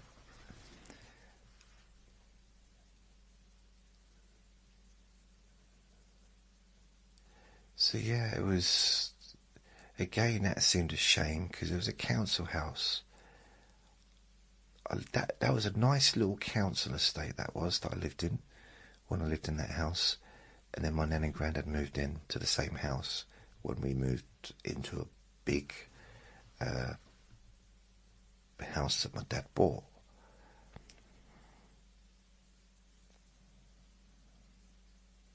Yeah. That was probably my favourite house ever. That house there. No, there's two actually. That house where I lived as a family, kind of for the first time when I was 7, and then the house, and my nan and granddad lived there afterwards. So I kind of was going into that house for decades. The other house that I really loved was my uncle's house in Kent, and he lived near the beach. Had this big house. It was just beautiful, beautiful house. Massive garden in the back, beautiful garden. But it was, I don't know, I just had it. For me, it wasn't that it was a big house, it was the atmosphere. It had a nice atmosphere, a nice, pleasant, gentle atmosphere, which was the kind of person that my uncle was. I say was, I haven't seen him for a long time, but he's still around. But he was gentle, he was kind, generous. It was just a really nice person, and I liked that. And yeah, so I really liked that house. I liked the atmosphere. Yeah, that's my two favourite houses so far, I would say. I wonder if there's any other houses I liked. That's a subject for another day, I suppose. Yeah, so that's the answer to your question, Michelle. Can I explain what council housing is? So I hope I have explained it. So it's basically social housing public housing. Although a public house is a pub, isn't it? So yeah, which is weird, but that's what a pub is short for public house. A house where public can go to and have a pint, I suppose. Maybe they didn't used to have alcohol there to start with, because I think sometimes it would be more like a hotel or motel or something, so people travelling could come. It'd be a place for the public to go, maybe get together and discuss things. I don't know. I wasn't there. Don't ask me any more questions. So that's the answer to that question, Michelle. I hope I hope the answer is everything you ever hoped it would be. I'm guessing everyone listening to this has social housing where they live, but I might be wrong. I know that in America they have, what do they call it? Price, sort of like a fixed pricing. Or they used to, where you could get rent which was legally stuck at a certain price, I think. I'm wondering, is the projects, was that social housing? I think it was, wasn't it? So it's kind of like the projects, I suppose, in some parts of America. Some of the council estates, so the council estate would be where the council blocks were, or where the council houses were. So I live on a council estate now, and yeah, so I've lived on a few of those over the years. 19 different council properties I've lived in. I couldn't believe it. I've never really looked into it and added it up. I have added it up before, but it never came to 19. But I just remembered a few more than I had before. And it might be more than that, but 19 that I have, that I can say was pretty much definite. Council. 19. 19. Wow. Blimey.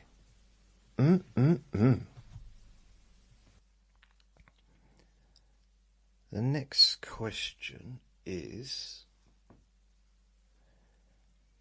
from Cara. What was the absolute happiest moment of your life so far?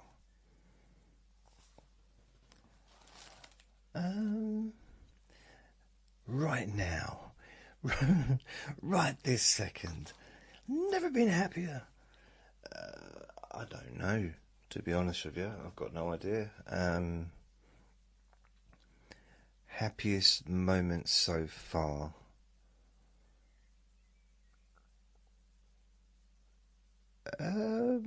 There's a few happy moments. There's some that I can't really say. You know, first this and first that was quite nice. You know, first experience of certain things. That was quite a nice moment. Those were nice moments. So, but as far as emotionally, okay, there isn't one,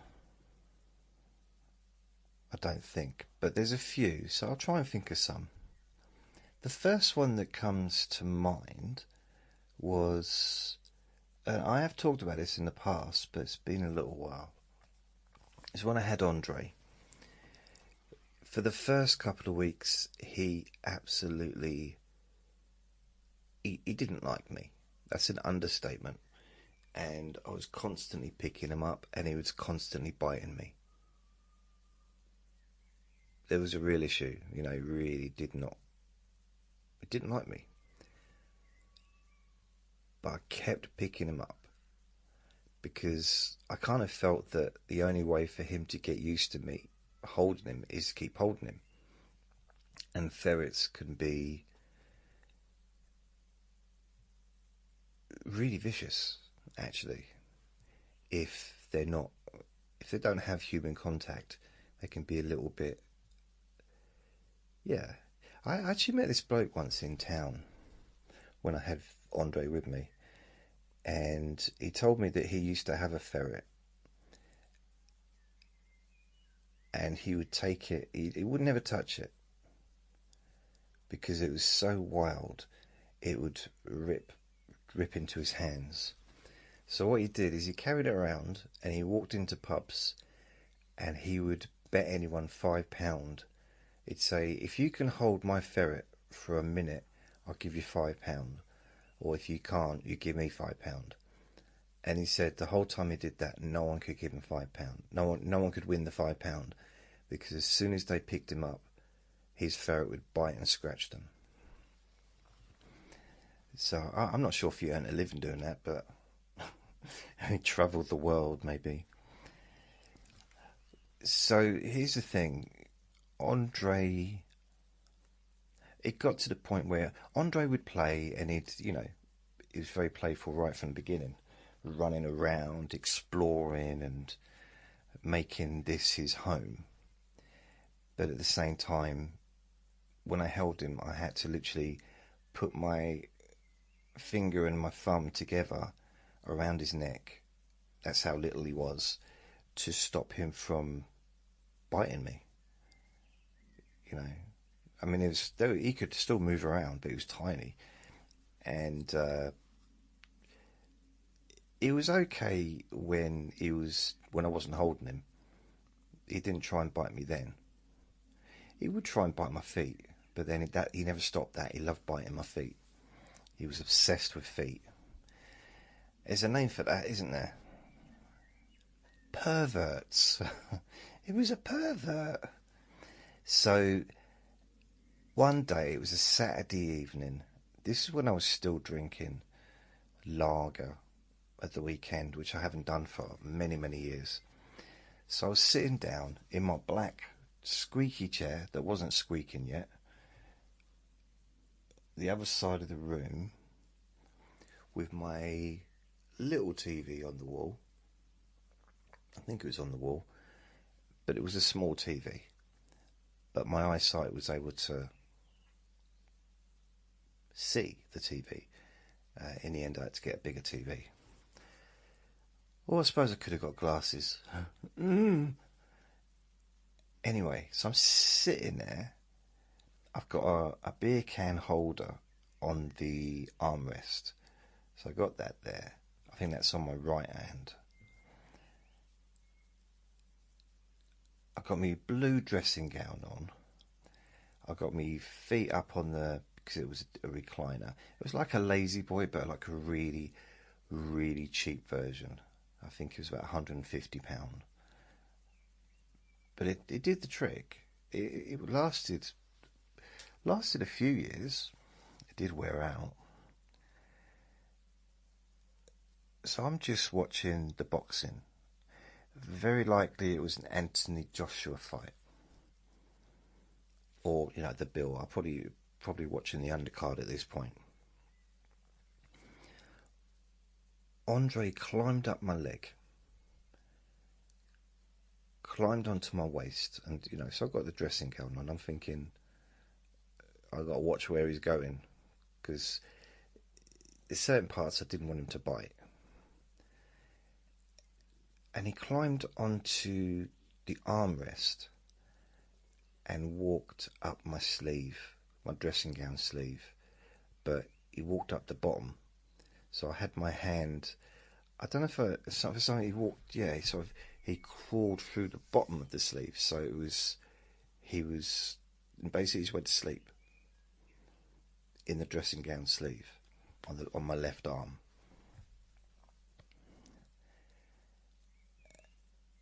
Bearing in mind, he didn't like me up to this point. And it was probably 2 weeks, I'd say, just before this happened. I used to have videos of him biting me. He bit me on the face once. I mean, he just really, because his teeth were sharp, razor sharp, especially when he was a baby. They were like, oh, such a strong jaw. So he climbed up, and I thought, I was just waiting to feel the bite. To be honest, I thought he was going to bite me, because when ferrets bite, they do the same thing that crocodiles do, and possibly sharks do. They do the roll, you know, like the crocodile roll. So, because he's only got little feet, little legs, so they bite and then they turn round to rip off. You know, it's not good. But he didn't do that. He just went to sleep. And when I realised he was asleep, because I kind of had a little look down there, just about. I might have got my phone and just, you know, filmed so I could see where he was. I can't remember exactly. And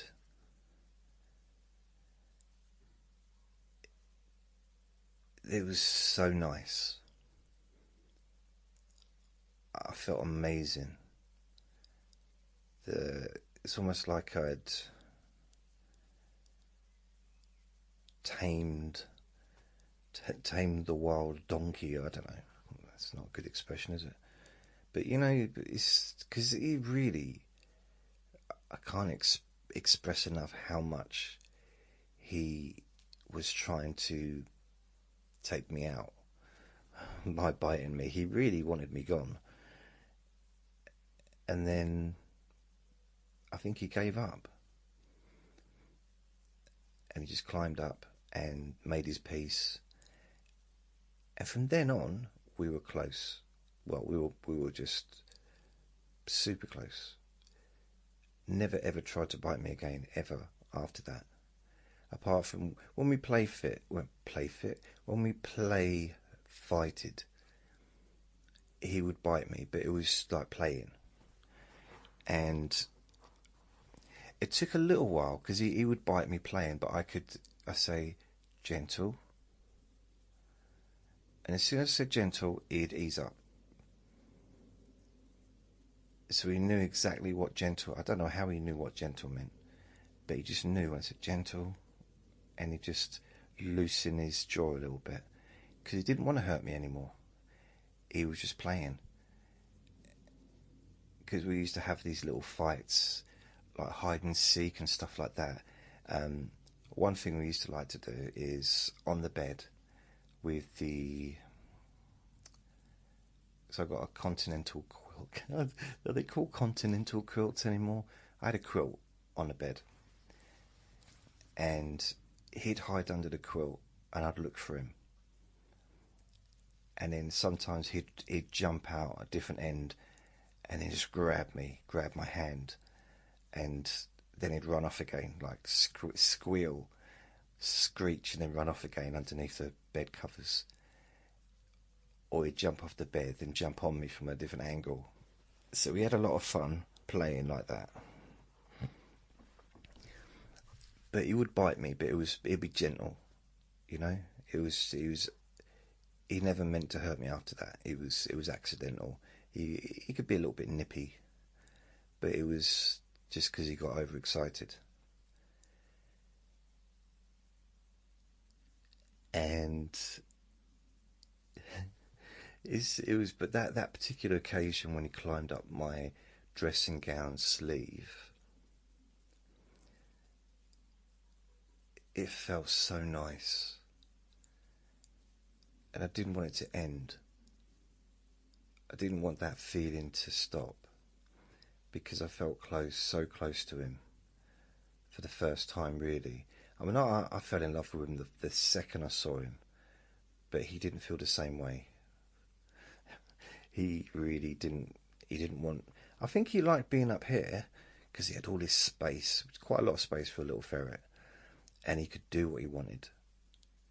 And you know, he just could run around, and he could make little nests wherever he wanted. sleep where he wanted to sleep. But he wasn't a big fan of being picked up.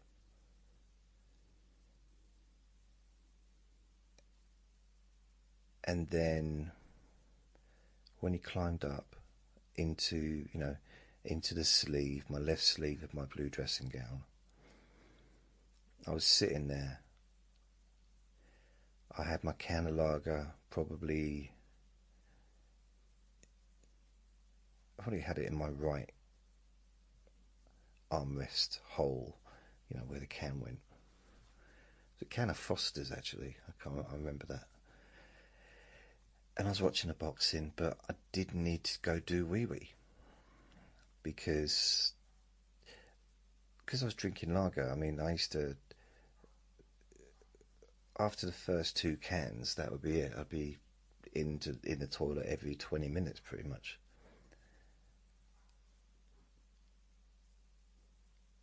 But I didn't want to put him down. So what I did is, I needed to go to the toilet. I held my arms straight so that he stayed in. I think I probably held the bottom of the sleeve. And I went to the toilet while he was still in my sleeve of my dressing gown, because I didn't want to let him go. Because I thought, it felt like a bonding experience. And I thought, well, if I woke him up and he jumps off, he might have forgotten that he likes me.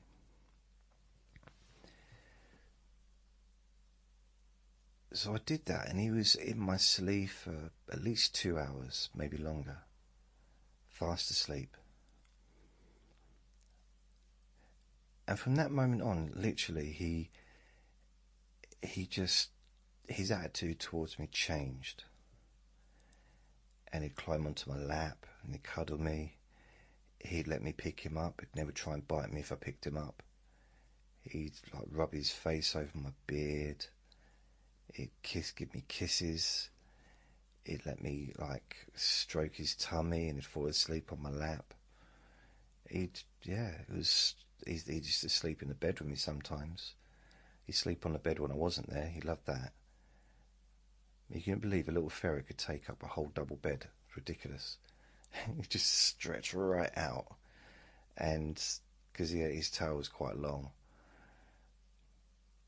That was one of my happy moments. So I don't have a one particular happiest moment of my life so far. Another really happy moment would be when I had a date, my very first proper date, when I was 8 years old, maybe 7, 8, and I had my own room. It's the first time I'd ever had my own room. And this is in the council house that my nan and granddad moved into when we moved out. So there was this, it was kind of like a box room really, but it was big enough for me because I was only little.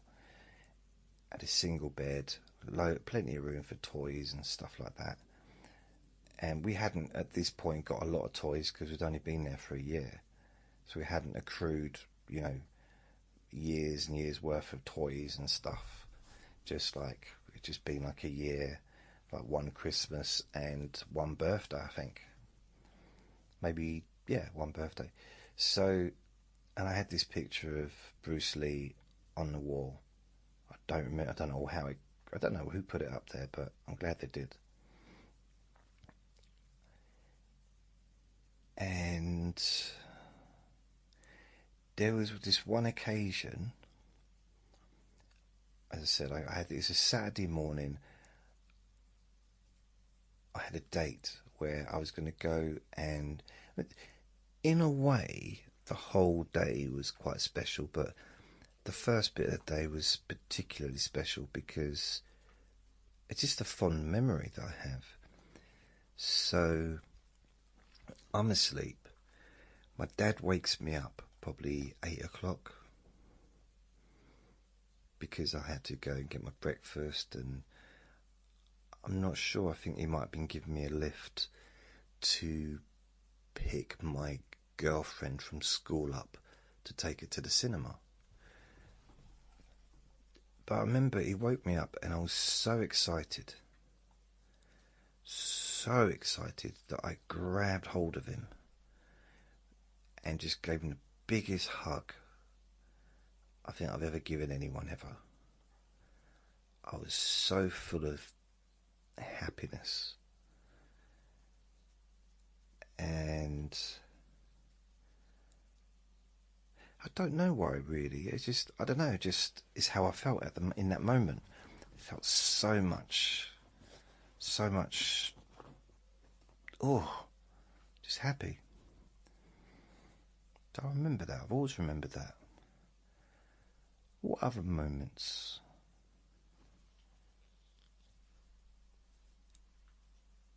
Oh, there was that time when my girlfriend told me she wasn't pregnant. No, I'm joking.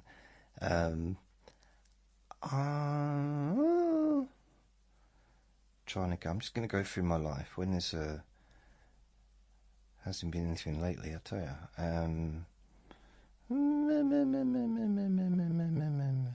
Happiest. So I can't. There's not one happiest moment, but a happy moment. When my dad had an operation and survived the operation, that was a happy moment. So I was about 11. He had to have a growth from his neck removed, and it was a benign growth, but it was where it was a real problem. So it was a extremely difficult op, but he came through it and he was good. So that was a happy moment. Trying to think of a time when I felt. I mean, I think sometimes a sense of relief can be a sense of happiness. There's been times when I've been asleep and I've dreamt that I have to get up and go to the job that I had before. And I mean, not so much now, but back then, shortly after when I wasn't there anymore, I dreamt about having to go in there, and then I woke up and realised I didn't. A huge amount of happiness came over me in that moment.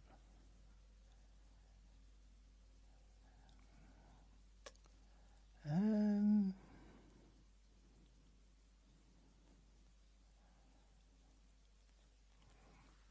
trying to think. If I start, I can't. It's hard to work backwards. So if I go forwards, happy moments in my life. Nothing. I mean, there might have been stuff very early on, because I don't remember. So I don't really recall anything nice happening in the first year because I was too young. Second year, third year, fourth year, fifth year, sixth. No, actually, when I was about 6, it wasn't the happiest moment, but it was a nice moment. Went to watch, because when I was in a children's home in Southend, we used to, because they've got a big pier there, and they've got they've got like a proper entertainment venue there, theatre. Went to see Jack and the Beanstalk. So that was really good. I enjoyed that. I really did. That's like a happy memory from my childhood of that period.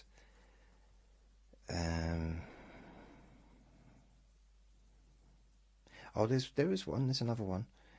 I was watching Planet of the Apes, again in the same children's home in Southend, and the care worker, because although it was run by nuns, they also had care workers come as well. And the care worker, I really liked her a lot. And we were watching Planet of the Apes. It was the one where the apes were on horses, so I'm not sure which one that was. And she was tickling me, not the horses or the apes, the lady, the care worker, and she was tickling me, and I don't think I've ever laughed as much since.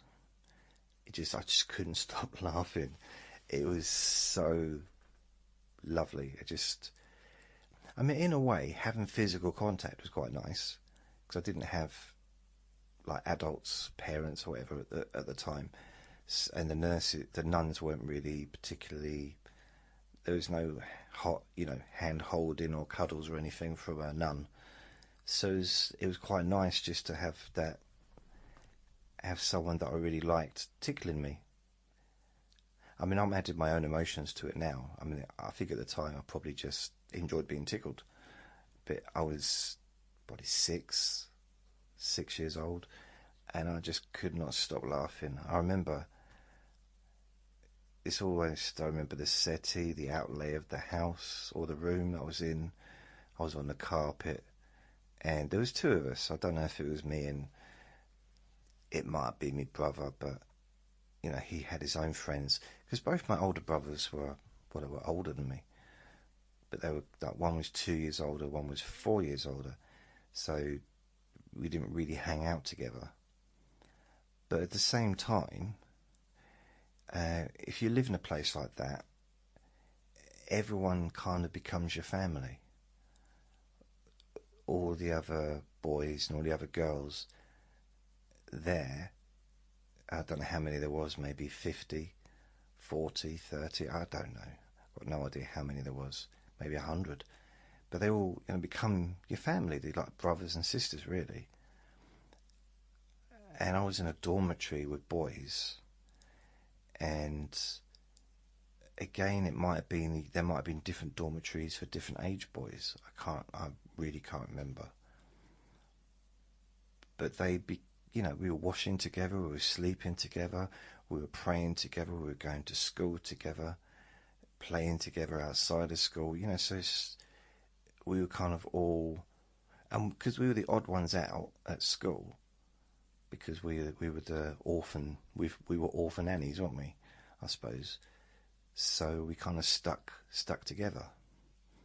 So I'm saying so a lot, aren't I? That's a nice memory. That's one of the. Yeah, it's the only 2 nice memories I've got of probably up to the age of 7.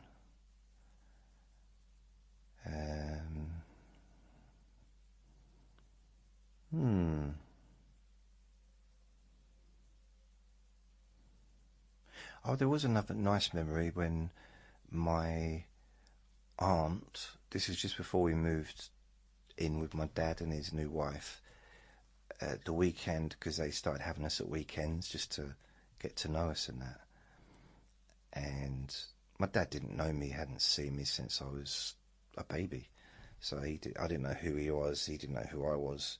So it took a while for us to him to get to know me and stuff.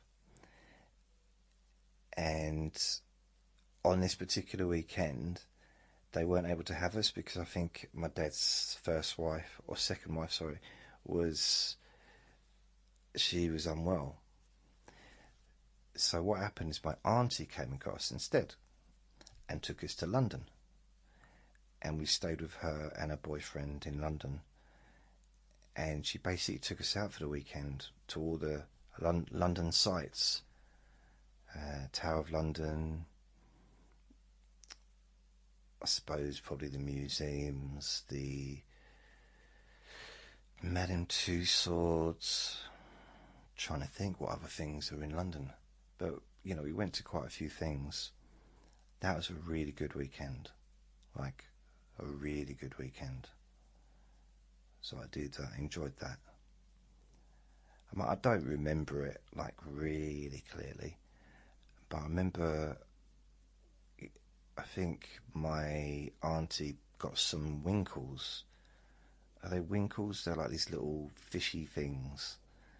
And I was not eating them. Nope. So they were selling them on the. Oh, we went to Trafalgar Square as well. I remember that. But I wasn't having any of that seafood stuff. Ugh. Ugh, no. Other than that, I'm trying to think.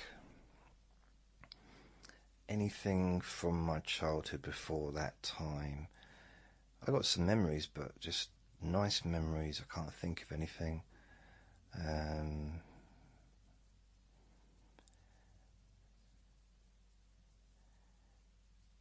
Yeah, I mean, yeah, that's a nice memory. It was a nice memory of going to the theatre, but a happy memory would be the one where I was being tickled. That was happy. That was a really, yeah. The thing is, I wasn't a happy kid. I don't mean this negatively, but I didn't really know what happiness was. I didn't really, I was just, I suppose I had moments when I was laughing around and joking and having fun, and other times when I wasn't. But everything was so unstable for the first 7 years that I don't think I really kind of settled, which would explain why I haven't settled as an adult, why I've moved around so much. Perhaps. Trying to think of something. There must be. What I'll do, I'll go forward in time, but I'll try and still kind of in the back of my mind skim through, looking, still searching for if there's any happy memories. So at the age of 7, leaving the children's home, like forever. That was a happy moment. Moving in with my new mum and my dad, and my new mum's grandmother. So I'd never really had a grandmother before in my memory. Obviously I had my nanny Newland, but I didn't know who she was until that same period. So, I was spending more time with my step grandmother because I was living with her.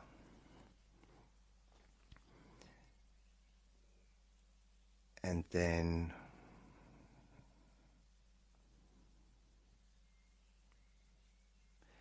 there was a time when my dad taught us to ride bikes because none of us had a bike before. Well, I hadn't had a bike before anyway. I couldn't ride. I think my oldest brother probably could ride a bike because he was 4 years older than me, and he probably had a bike before, but me and my other brother hadn't. So my dad was teaching us how to ride a bike, and that was unusual situation. The thing about it is, at the time, my dad was so gentle. It was like a gentle giant.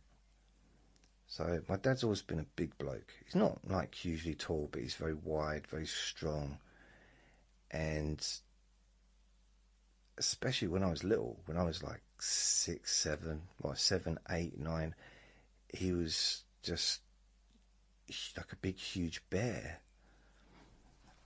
But he was also really gentle back then. He was so softly spoken and had a big beard, and he was just he is another happy memory, but it's not specific, but it's something that he used to do.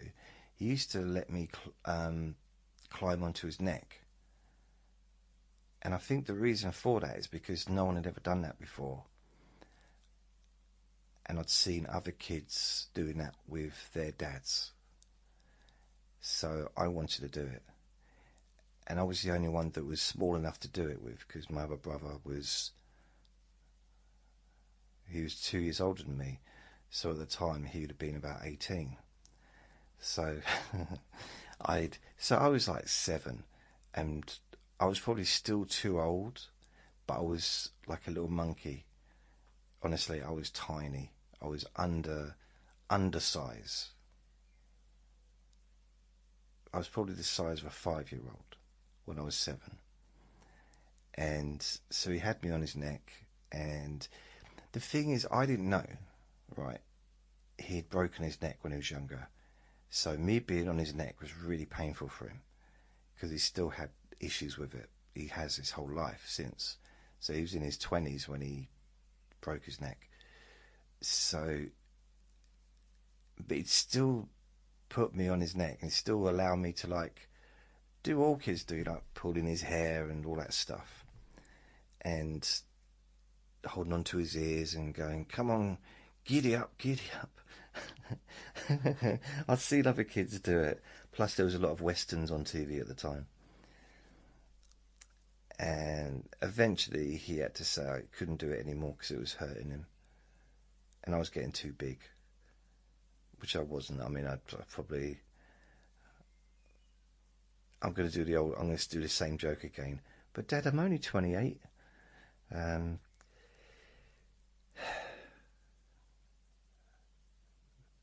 But I remember that because I felt safe. He was the only person. See, he doesn't know this, and I wish if he'd have known this, I think it would have changed things. But being with him when I was 7 was the first time in my life that I felt safe.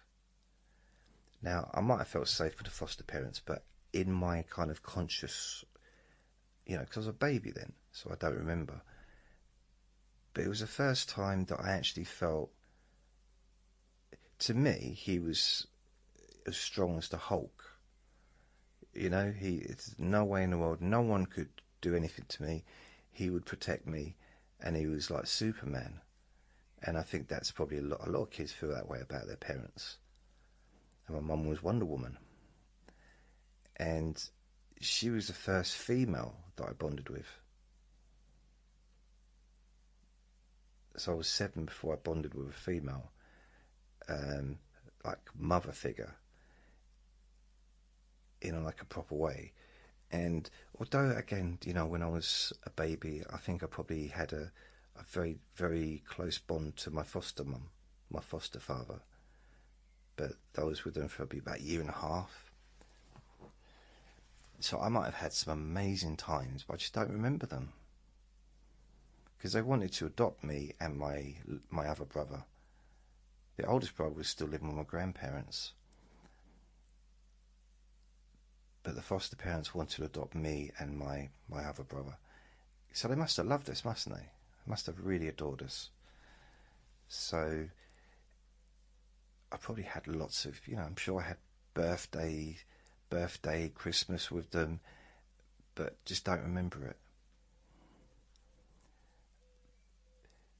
But I'd never had that feeling of safety before. I had the feeling of physical safety with my dad, and the feeling of emotional safety with my new mum. And I'd never had either of those before. As in my memory, that is. So from the age of like maybe 4, I don't know how many years it was when I don't know how far back you can remember when you're 6 or 7. Because you can remember further back, can't you, than you can when you're 57.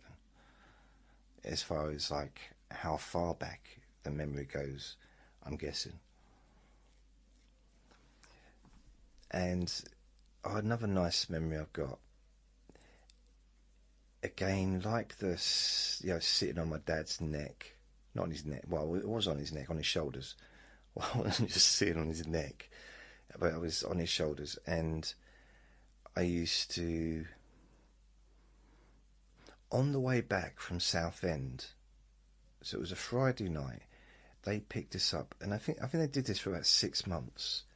Maybe it might have been 3 months, but it seemed like quite a while, but I don't know how long for, but every weekend for a period of time, my dad and his new wife would pick, I keep saying new wife because they'd literally just got married about less than a year.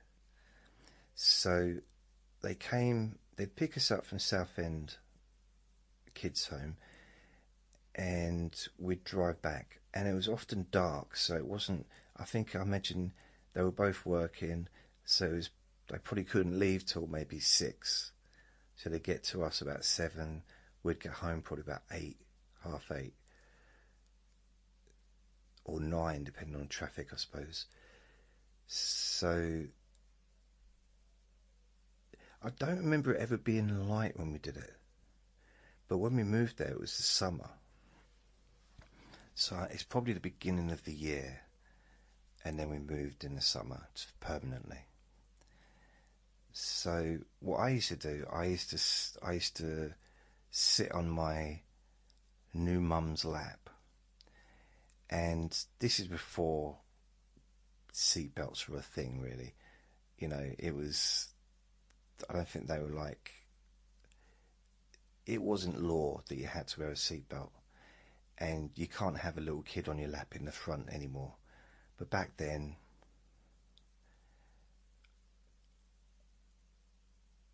I remember my dad saying, well, aren't you a bit worried?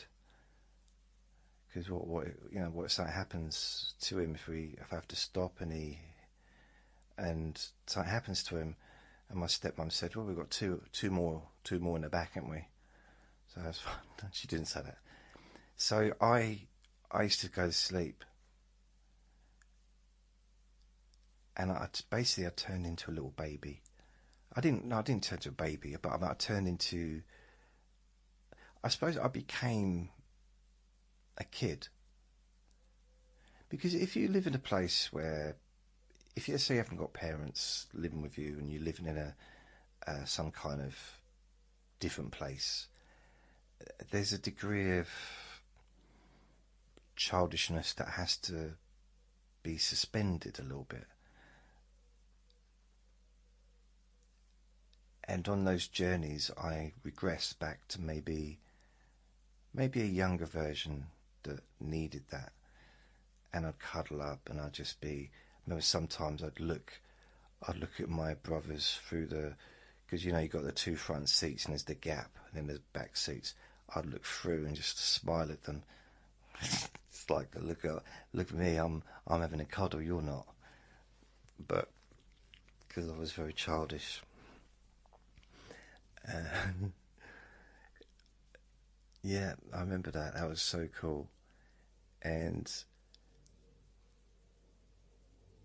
there was even a time, which is weird, because when I was a baby of the family for a year. Just a year. I got to be a baby for a year. I was like, wow. And it ended as soon as my little brother was born, when I was 8.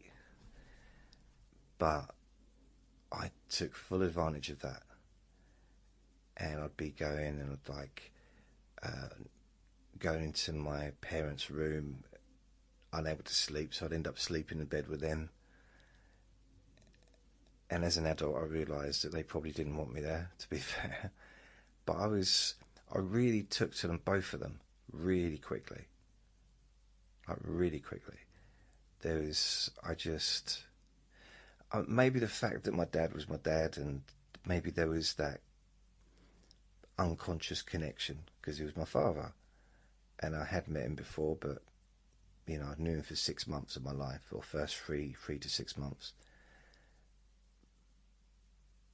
But I really put all my trust in both of them. Almost instantly. Well, not instantly, but it took a few weeks probably. But, eventually I just gave myself in to the whole experience and was a baby for a year. Or I was the baby of the family. And yeah, they were just amazing. So that whole year, I would put that down as being the happiest time of my life. With that year, between 7 and 8, would be the happiest time of my life. Because for the first time, I had stability. I know it's only a year, but I wasn't moving around all the time, because there's times when I was just constantly on the move when I was little, really little. I was making friends at school for the first time, because I was at school for long enough, and I was just one of the other kids. I wasn't a weird kid from the orphanage, I was just, so that was nice. I had a little girlfriend when I was just before I turned 8.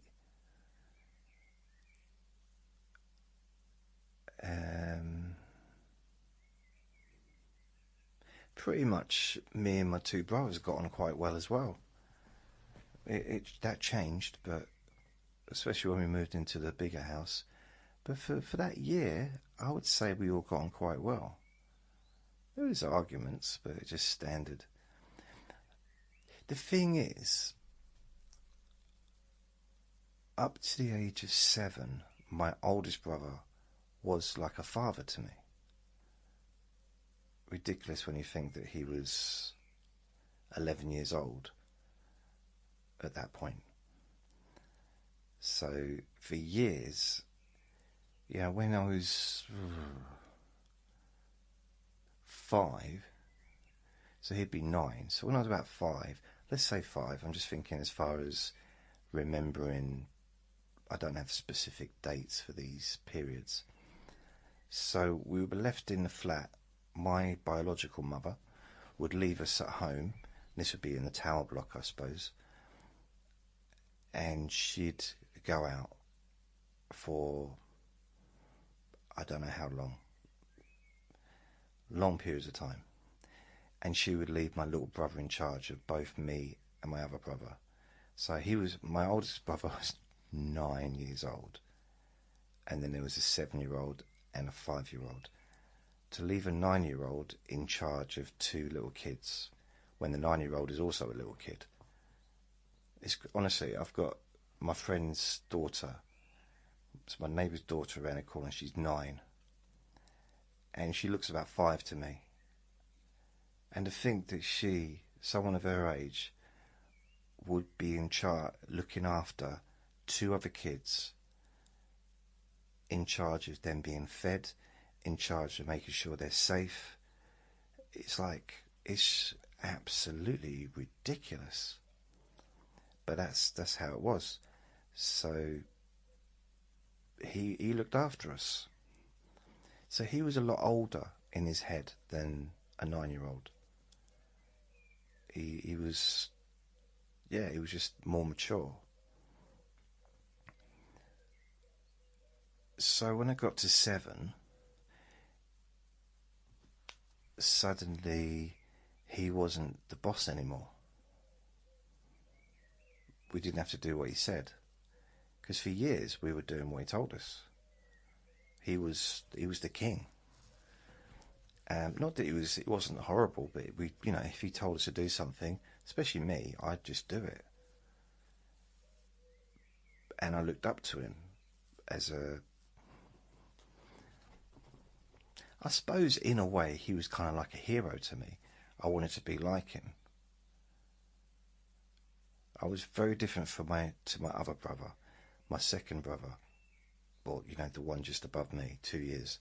We were such different people, but I kind of felt I was similar to my oldest brother a little bit. I'm not sure if I am, but I think that changed because he went from being our father, in a sense, to being a little kid, which is what he was. In reality, he was 11 years old at this point. He was just a kid. And he hadn't had a chance to be a kid. And none of us had, really. None of us had a childhood, not a proper childhood. So, up to that point, I mean. So it's a very strange thing. I don't think any of us really knew how to deal with it. I went in, I just chucked myself into it head first. I saw an opportunity to have a mum, and it was, for me, just the idea of having a dad. This has got nothing to do with the question. What am I talking about? Blimey. I don't know if I go on, don't I? So, to me, this was an opportunity to really to feel safe with my dad, because he was amazing at that point. It was like a little, not romantic because that's not the right word, fairy tale maybe, like a perfect scenario. Oh, there was a few issues because we was all rough, like we were rough. We come from rough stock, as it were, so we had to be tamed a little bit.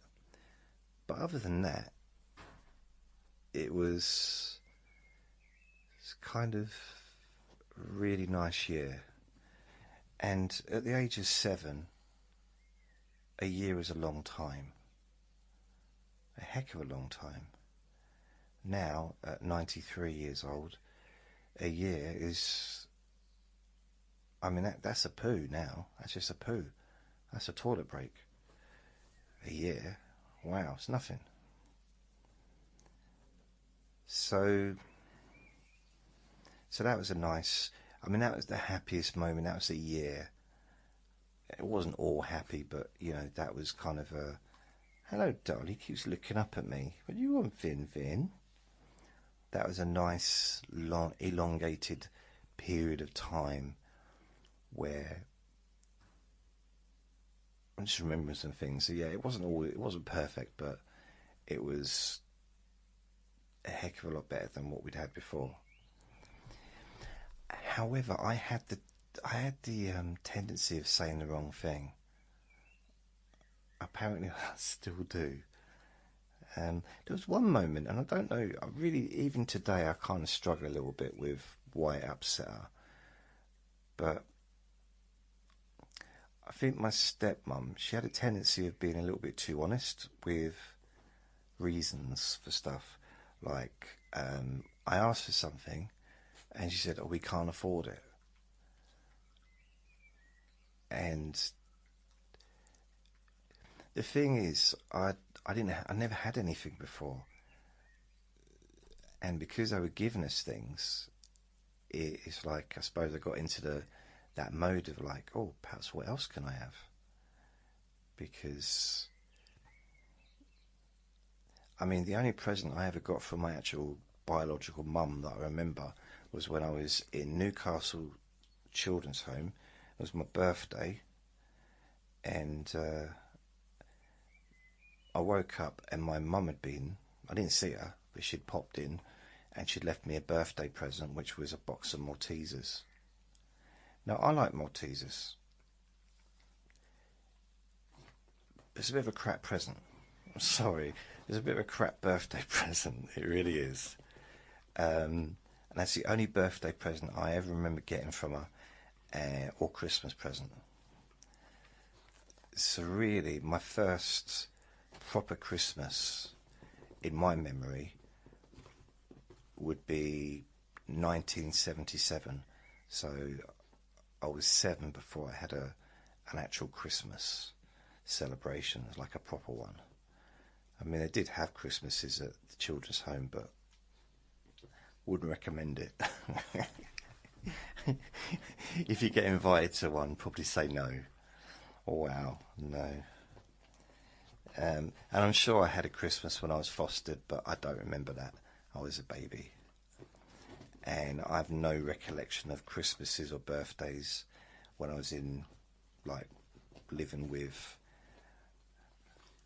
the first mother and her husband. So yeah, I'm trying to think of some other nice memories.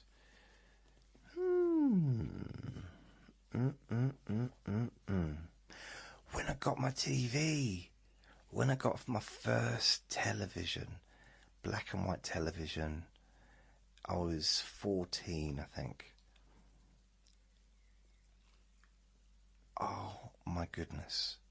I must have been 14 because I was 15 when we left, when I moved out of there. So I must have been, couldn't have been more than a year. So I was 14 and I had this black and white TV. and I was watching Cheers for the first time. I was watching MASH for the first time. TV programs that I wasn't allowed to stay up to watch, I was now watching. So I could watch TV 2 in the morning if I wanted to. It was bliss. Absolutely phenomenal. I used to look forward to getting home just so I could watch TV. I didn't want to go downstairs anymore. You know, I could watch TV and be on my own. The two of my favourite things, that was being on my own and watching TV. It kind of still is, to be honest. Although I don't watch TV anymore. I do watch ATV, but, you know, I stream stuff now. I don't really watch what's on the actual television itself. Hardly ever.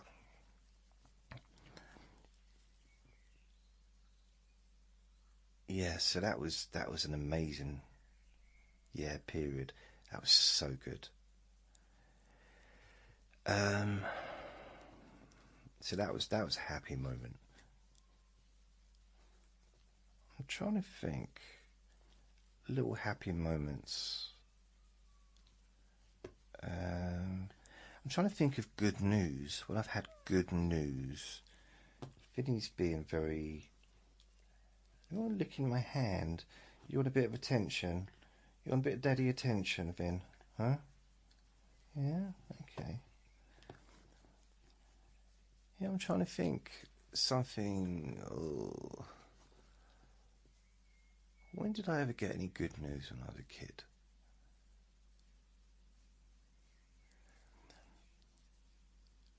I think it was exciting when my little brother come home, when he was born. That was probably exciting, because I'd never seen a baby before. Happy? I'm not sure if I would say I was happy, because I suppose I probably didn't even like him, because he ended my childhood in a sense. That's how I felt. I think I was no longer the baby. So and I only had a year of it. I wouldn't. If I'd had 7 years of it, I probably would have thought, well, it's kind of time to retire anyway now. Give someone else an opportunity to be the baby of the family. But no, 1 year. 1 year to be a baby. But I always got on with him, so I did care about him. Some of the funniest moments of my childhood probably was my little brother.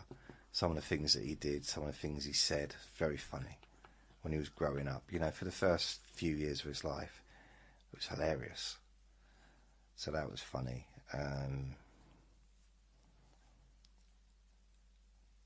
Just trying to move forward. Or when I did my gradings at karate, so I got a first class pass in all my gradings. So they were always nice moments, happy moments. And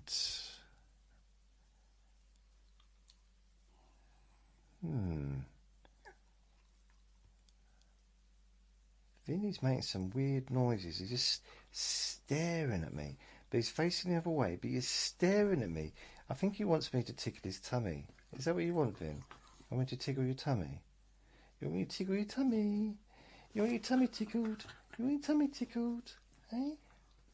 Hey?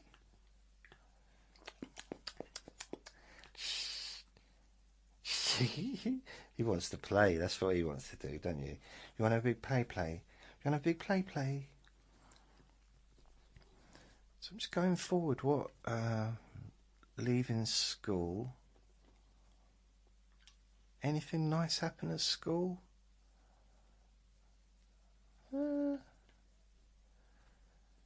Happiest thing that happened at school? No.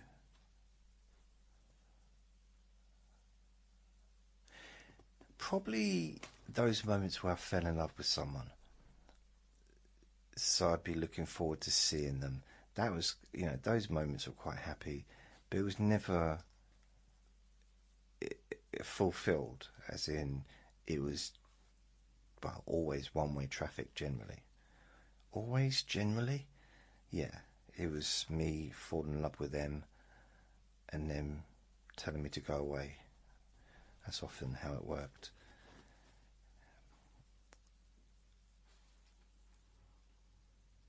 There was one bit. It was quite a happy moment. There was this girl that was. She didn't like. Well, she was basically for some reason she was outside the school that I went to do karate, which was a different school, and she just followed me in and started kicking my stuff around, my karate stuff, like the pads and stuff, around the floor outside the school because it was locked at the time.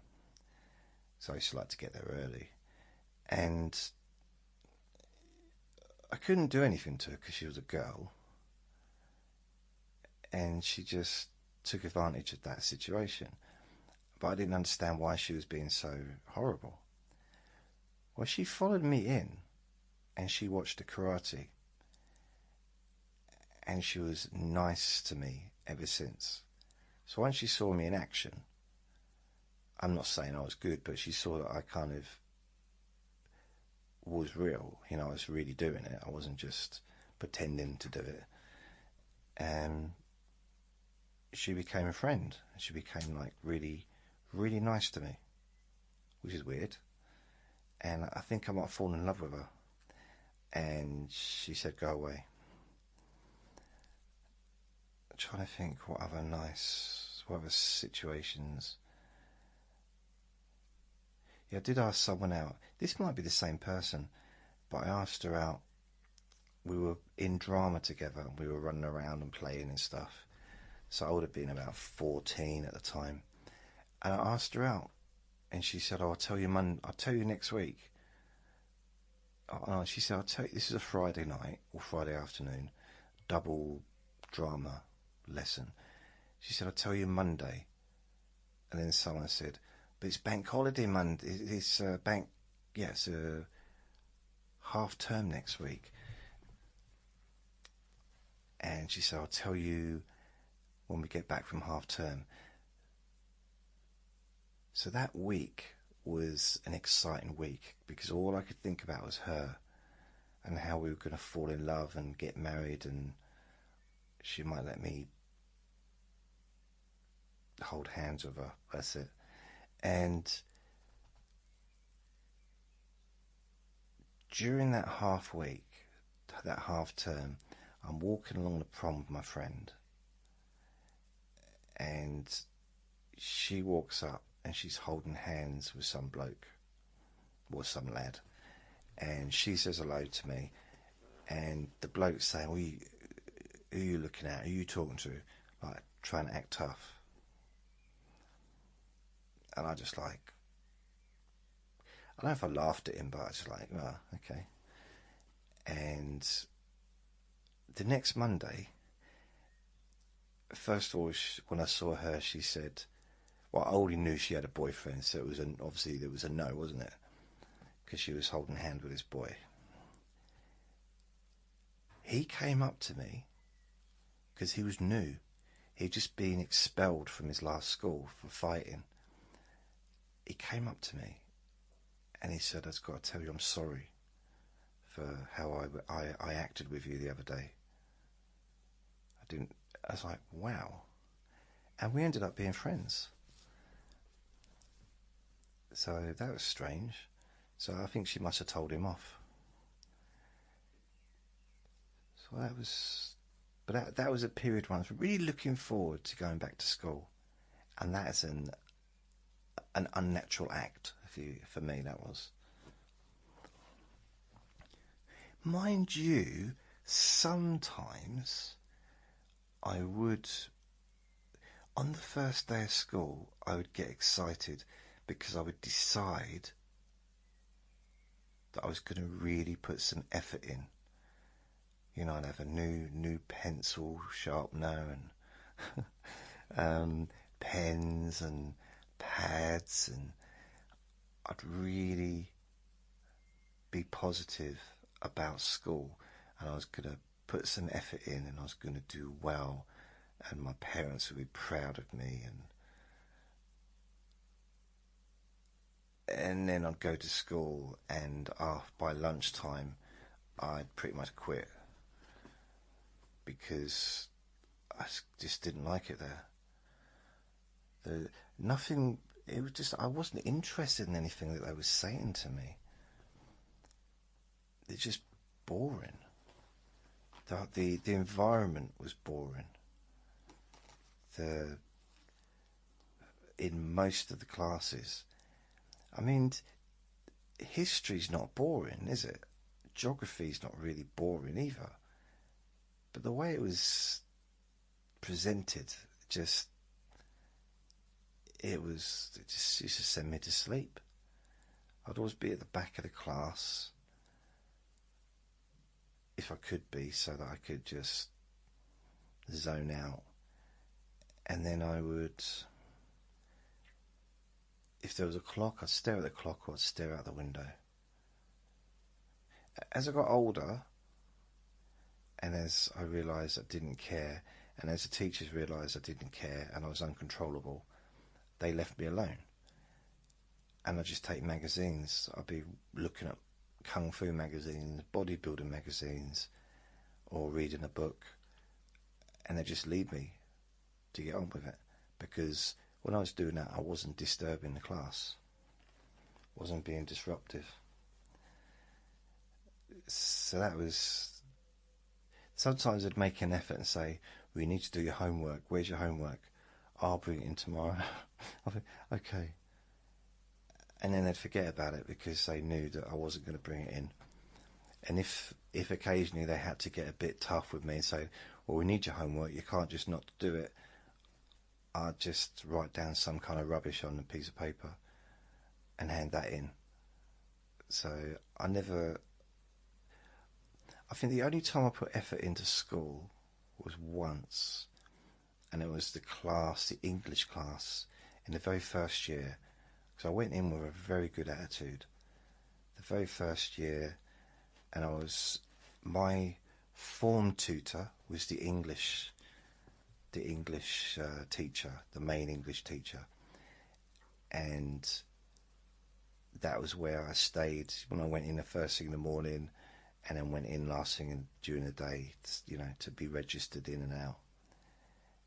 And he was my English teacher as well. I've told this story before, but I don't know if it was the very first day or the second day, but he gave us homework.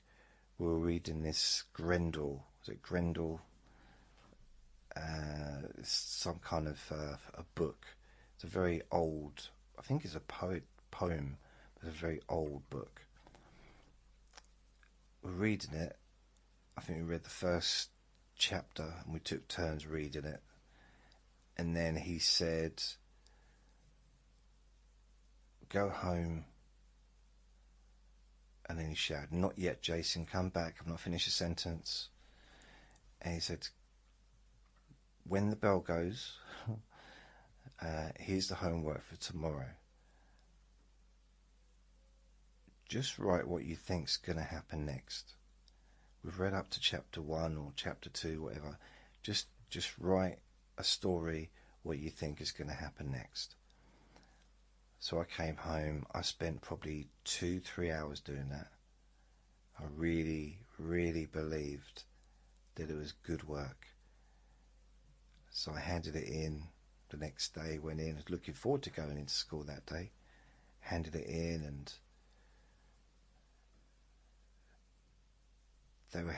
he handed them back with grades. And he called me over to the table. I'm not sure if he said it in front of everyone else, but he said, "What was that?" I said, "What do you mean?" He said, "What was that nonsense you wrote down?" I said, you said write down what I think is going to happen next." And apparently we weren't supposed to use our creative minds. We were supposed to stick to the topic, which I didn't do. I think I did, and then because it's about a monster, isn't it? I think Grendel, or I forget the name of it. It's about a monster and like a King Arthur type person who slays the monster. But then I started talking about vampires and UFOs and curly whirlies, and I just kind of, I guess I moved a little bit away from the actual story and told a different story. However, in my defence, I didn't know how the story was going to end, because I'd only read like one chapter or maybe 2 chapters. So it could have gone in the direction that I had. They might not have invented a plane. I don't know. It could be anything. Perhaps the monster didn't turn into chocolate and melt, and everyone just ate him because it was tasty. I don't know. So apparently I got marked down really low, and he said it wasn't a complimentary. What he said to me wasn't complimentary at all. And after that, I thought, you know what? That's what. I just like, no, done. And that was the end of my academic career at school. Nipped in the bud, probably 2 days in of the first year of high school, because I put everything into that story. It was creative. I don't know if it was funny or not, but it had silly things in it, and he just completely dismantled it and told me it was ridiculous. And from then on, I was done. I didn't bother with school at all. I just turned up, just went through the motions. It's quite windy. You know what's weird, right? I heard someone climbing onto the roof, but I didn't hear them get down off the roof, which I think is quite strange. Don't you think? Seriously, he climbed onto the roof, because they've got scaffolding up, and they're supposed to be putting some kind of netting over the solar panels to stop birds from getting on them. So I see him climb up, but I didn't hear him climb down. I know I'm just repeating myself, but I wonder if he's still up there. Because I saw him climb up. I didn't hear him climb down. And it was quite noisy when he did climb up. It's not something that I don't think he could... I don't think it's something he could do easily without causing some sound.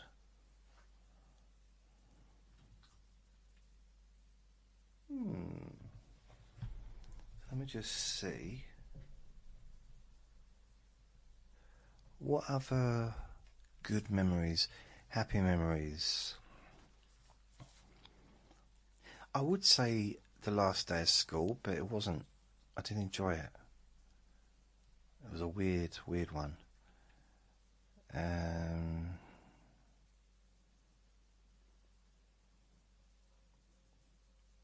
Birthdays? Any happy birthdays?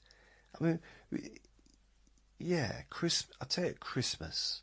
I've got happy memories of Christmas, but they kind of mingle into different memories, if you know what I mean. It's not... I don't necessarily have... Okay, there's memories that I know were happy-ish. I've never been a particularly happy person, so it's just... I don't... See, I've done things... I did... I think it's an enthusiasm thing. Yeah, when I got my bike... It wasn't my first bike, but when I got my racer, I was probably about 13.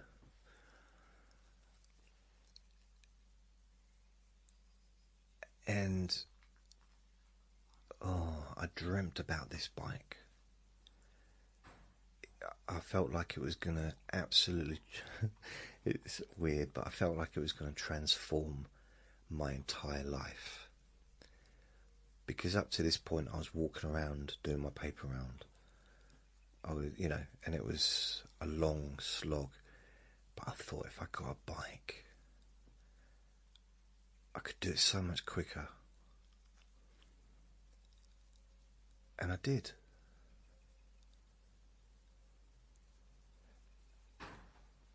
Can you hear that? The gates. It didn't even seem particularly windy today. Earlier. But now it does a little bit. Because the garden gate keeps banging. Banging, yes.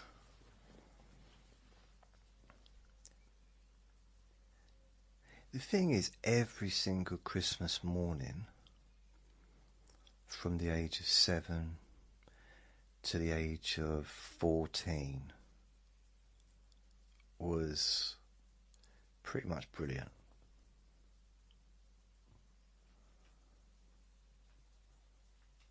So what's that, 8 years? So I had 8 Christmases that were always good, always good. I mean, the build-up varied, and it was always good until after lunch. That's when we probably started arguing again, the kids. But great dinner. The morning, this is what we used to do. So we'd go to bed so Father Christmas could come. We'd go to bed in the evening early. But then I was going to bed early anyway because I was quite young. I don't know what time I was allowed to stay up to when I was 14. Because when I was 15, which was the end of August 2000, no, not 2000, 1985, and then the following April I'd left school, so I could pretty much stay up as late as I wanted. But then I had the television from 14 onwards, so officially I was supposed to be in bed. So as long as I went into my bedroom by a certain time, but then I'd be watching TV till early hours. I loved it. Oh, always loved television when I was a kid. That was my comfort, television. And the less people in the room, the better. Seriously, if I was on my own, that was the best time to watch television. Just loved my own. I didn't love my own company, that's probably not the right word, but I guess it's when I felt safest, really, when I was on my own. Maybe, I don't know, I felt more relaxed. Yeah, that's it. Always felt more relaxed when I was by myself. Because I can just be me. I could do me, just be me. No pretense, no... I don't know. That's why having Vinny here is a problem sometimes, because I'm always showing off to him. So he sometimes says, just listen, Dad, can you just relax? Just, you don't have to be on all the time. Just relax, chill out. Just calm down. Okay, Vinny, sorry. Sorry, son.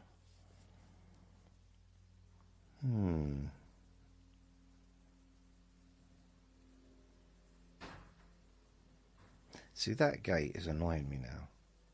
Now, I know I should be able to let it go, but I can't. So we'd wake up in the morning, Christmas morning.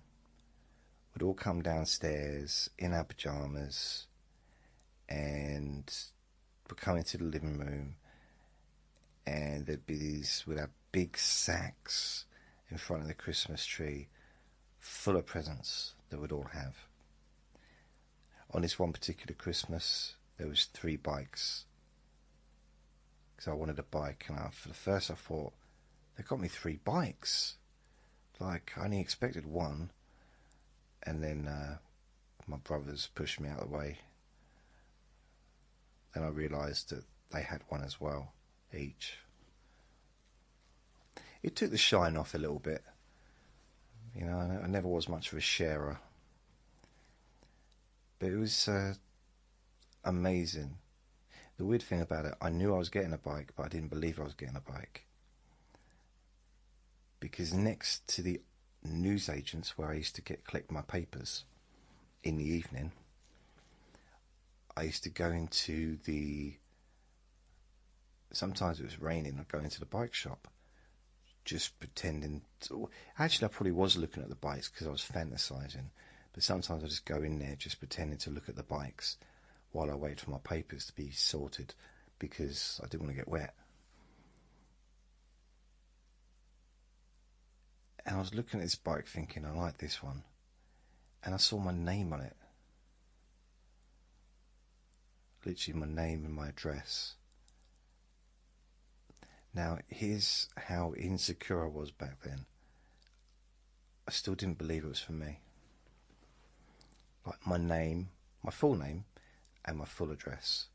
So clearly it had been purchased and it was just waiting there to be picked up just before Christmas, because they didn't have anywhere to put it.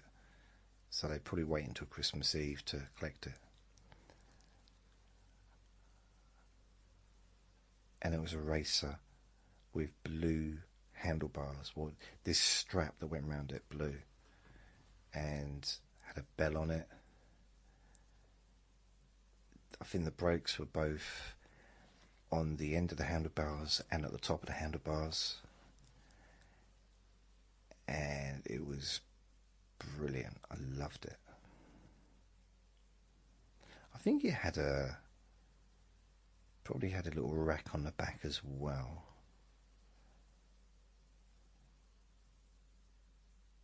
But I really didn't believe it was mine, or it was going to be mine, until Christmas Day came. I still didn't believe it.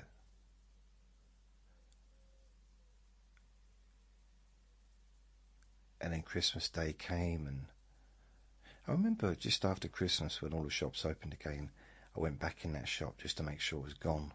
I don't know why. What I was going to find the same bike still in there with my name on it. Weird, I know.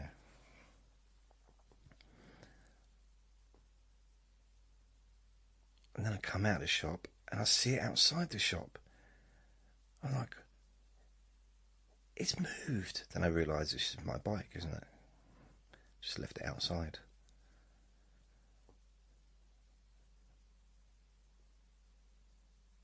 Christmas dinner was always nice. The downside to Christmas dinner was doing the washing up. Wow, can you hear that gate? It's very... Never used to have a gate there. And one of the neighbours moaned, want a gate, want a gate. We ain't got a gate. Why haven't we got a gate? So the council put a gate up. Which is ironic, because the person that moaned isn't even a council person. He bought his properties, so it's not even council. But he moaned to the council, I want a gate there. I don't know why, I just feel it's important to have a gate, because it's a gap, and I miss all the banging when it's windy. I like to hear the gate banging really loudly. It gives me comfort in my toes. I don't know.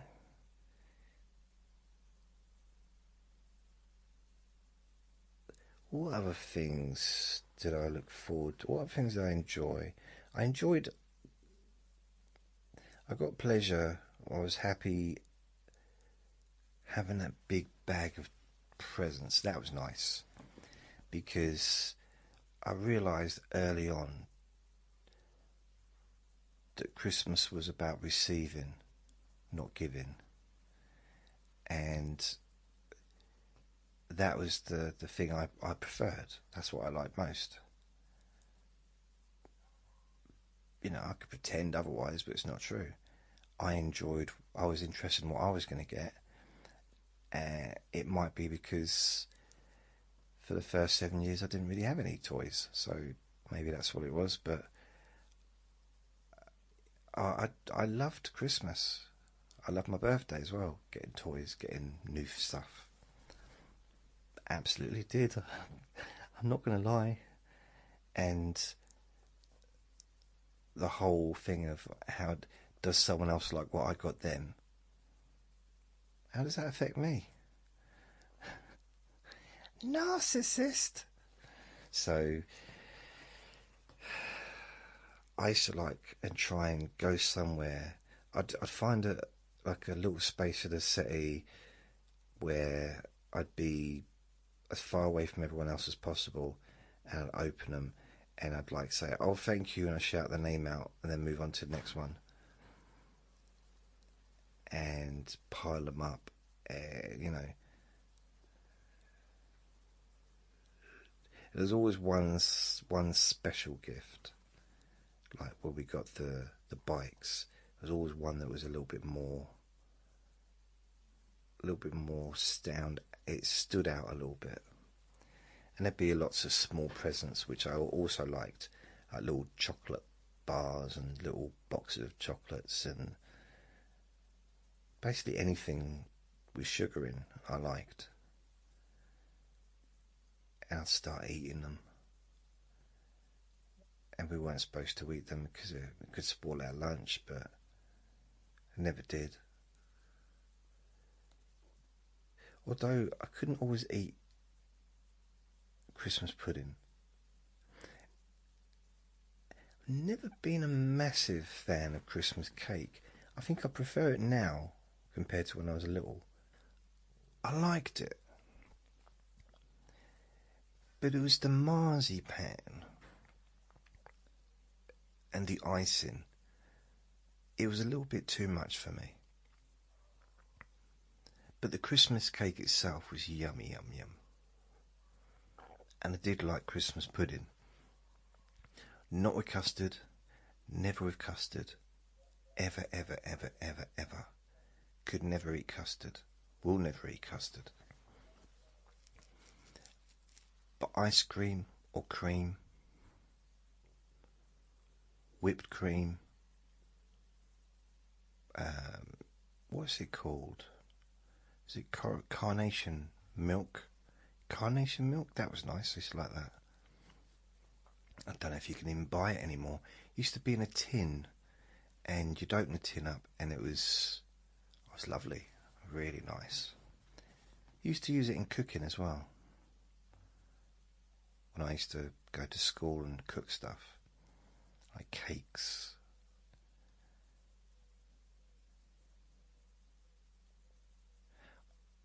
I really loved the books. I just always just something about the smell of a new book.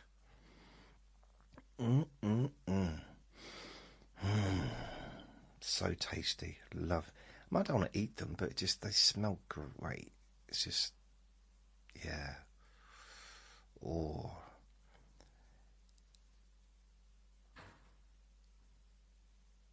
I'm not sure what other part of Christmas I liked. I suppose just eating.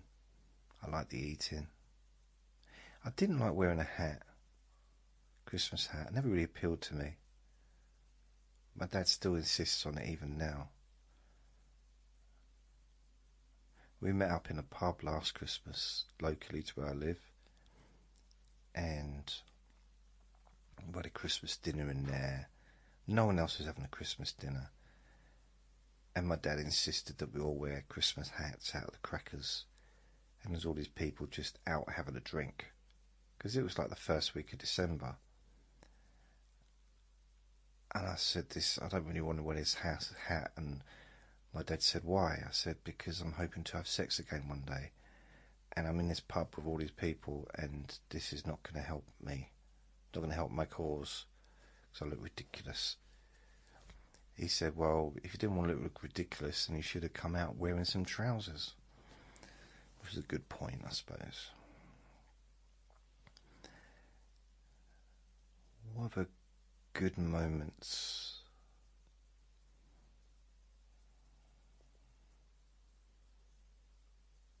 Just trying to think. Happy moments. There's probably a few, but I can't remember them. Can't think of anything during the 80s, particularly. Nothing stands out during the 90s.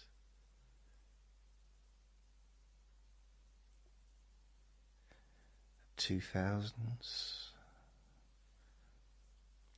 I'd say there was one happy moment. I broke the sales record at Churchill Insurance, so I sold more than anyone else ever had in 1 week.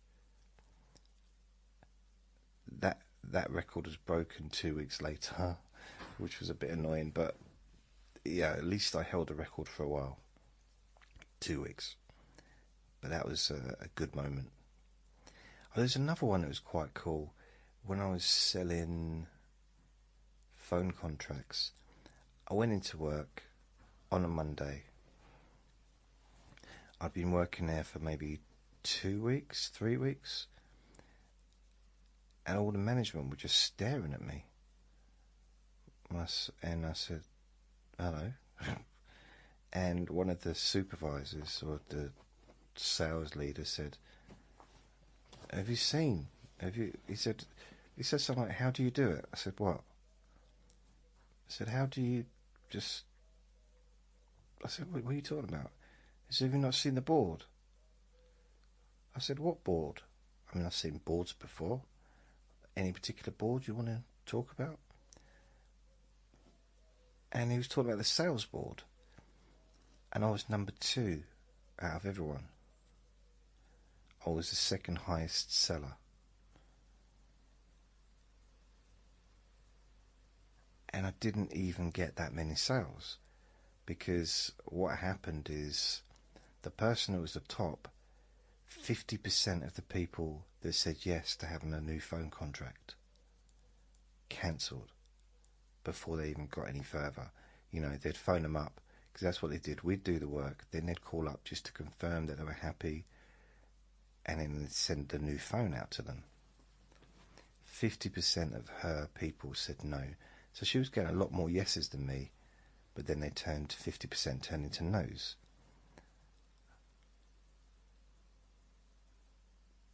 I'd say probably 90%, maybe 80%, probably 90% of my yeses stayed yeses. And they didn't understand how are you doing what you do. But I didn't know how I was doing it. I've got no idea, still don't know. It just, because it was cold calling, so people phoning people up, didn't know who the heck I was. And yeah, it was it's not the easiest job in the world. But they couldn't figure, it's like, how have you done this? And from then on, they kind of seemed to like me. Yeah, that was a nice feeling. So it was a nice feeling.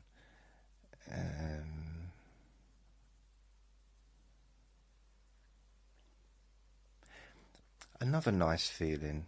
So it's like these, I suppose, these little happy moments. I was working for Churchill, and the sales manager came in and told me that they were using, because they recorded all their calls, so they were using my calls to train the new recruits on, because I kind of ticked most of the boxes. I wasn't the top salesperson. I was in a top 5 out of about 200, but my conversion was better than everyone else's. So my call to quote was better than everyone else's, and my call to sale was better than everyone else's, and my quote to sale was better than everyone else's. So I just had a higher level of yeah. It sounds like I'm bragging, but this is just factual, just what happened. I don't know why. I think it was because I talked. I didn't just rush through the call and then get rid of them. I actually built up some kind of rapport. with them. Rapport. So yeah.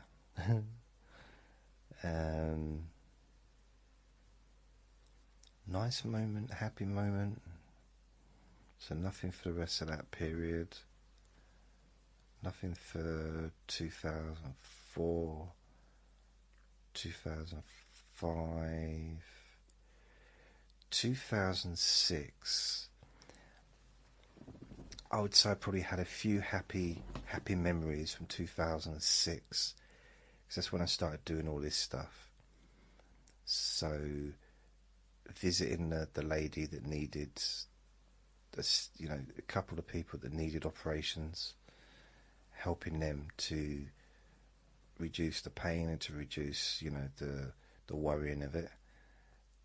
Going into hospital and doing some hypnosis with someone in hospital.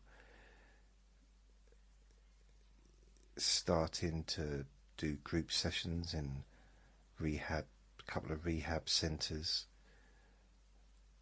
Starting the new website, and all that stuff. So there's lots of quite nice feelings during 2006, 2007. There was a few really nice moments. 2010, I suppose, finding out that I'd got my degree, that was a nice feeling. 2011, 2012, nothing. 2013, 2014, 2015, probably getting this flat. That was a happy moment. Just knowing that I had my own home. But technically, but providing I behave myself, this is a home for life.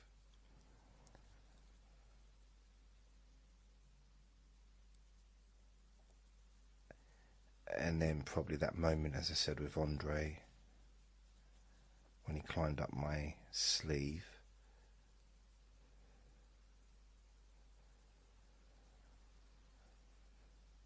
There was a really happy moment I had when I woke up and Vinny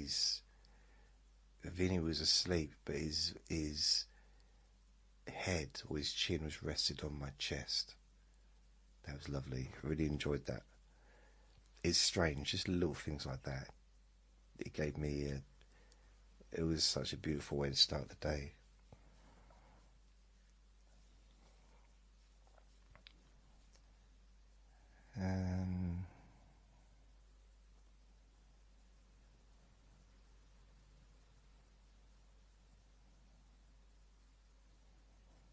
I can't think of anything else offhand. Yeah, that's a few though, isn't it? I know you did ask, what was the most. It's very difficult for me to think of just one example. There's never just one thing. I mean, I suppose if I had a baby, or if I'd gotten married, something like that would possibly be, I guess that'd be quite important to me, wouldn't it? So, I suppose. So maybe my happiest moment would be seeing my newborn child for the first time, or getting married and getting to make love to my new wife for the first time and just be so relieved that she doesn't have a willy. I don't know, it could be anything, couldn't it? It's the joy, or that she did have one, I don't know, however you look at it. So I can't really think of much more. Yeah.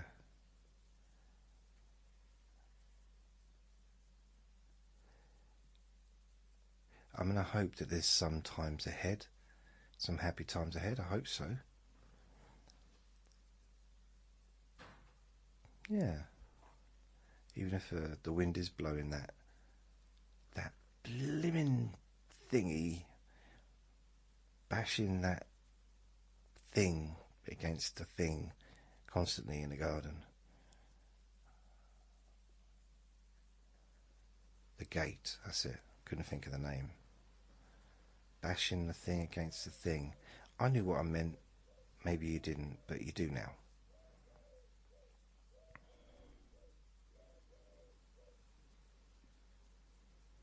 Yeah, I can't think of any other things off the top of my head that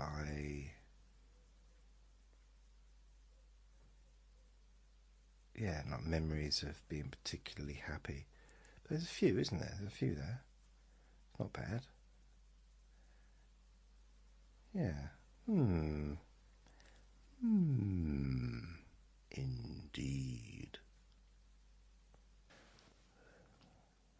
Right. Next we have...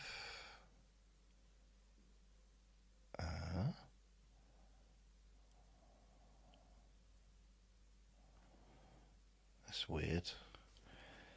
The old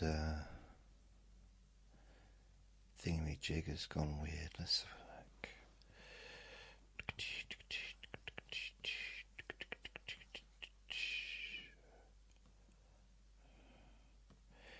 Here we go.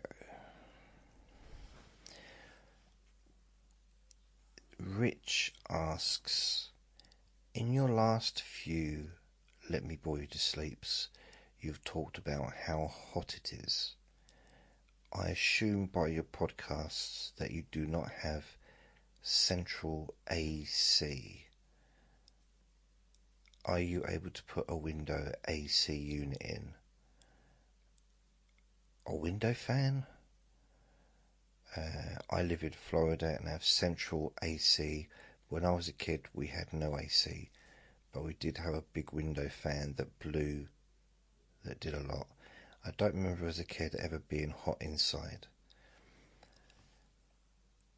In this country, where I live in England,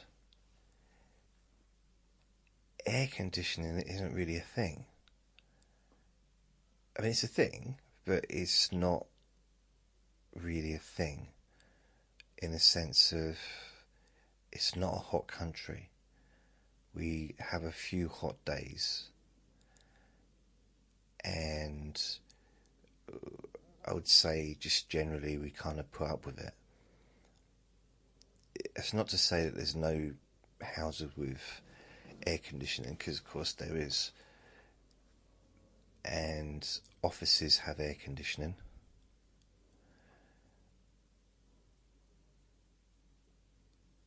Yeah, I think most offices I've been in have got air conditioning. But here, in the houses, schools. I wonder if schools have air conditioning. I don't think so. The school I lived in when I never lived in a school. What am I talking about? The school I went to, or any of the schools I went to when I was a kid, no air conditioning. I didn't even know what air conditioning was. It's a little bit like, we do have central heating. That would be an issue because it's a cold country. There's more cold days than warm days. So if there's no central heating, that's a real issue. So central heating over air conditioning is, 1,000,000% the priority for people living in this country.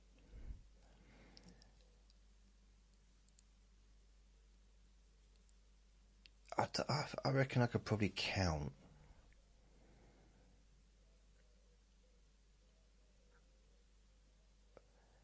I can't imagine we have more than 5 uncomfortable days a year, heat-wise. I mean, I know it depends upon a person's situation, because everyone experiences comfort and stuff differently. That's but from a personal perspective, I would say I probably feel overheated 5 times a year, maybe, if that. By the weather, I mean. There was a couple of days last week.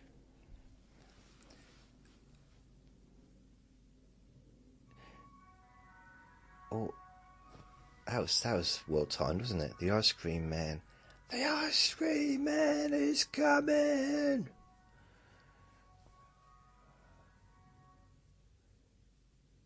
Or ice cream woman, or ice cream person.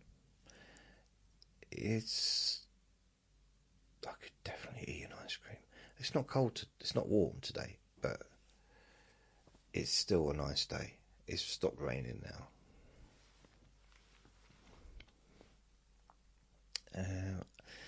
Yeah, I've never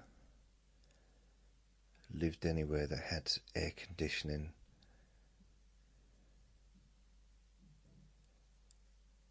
It's hard for me to generalise because I would say air conditioning is just not a thing.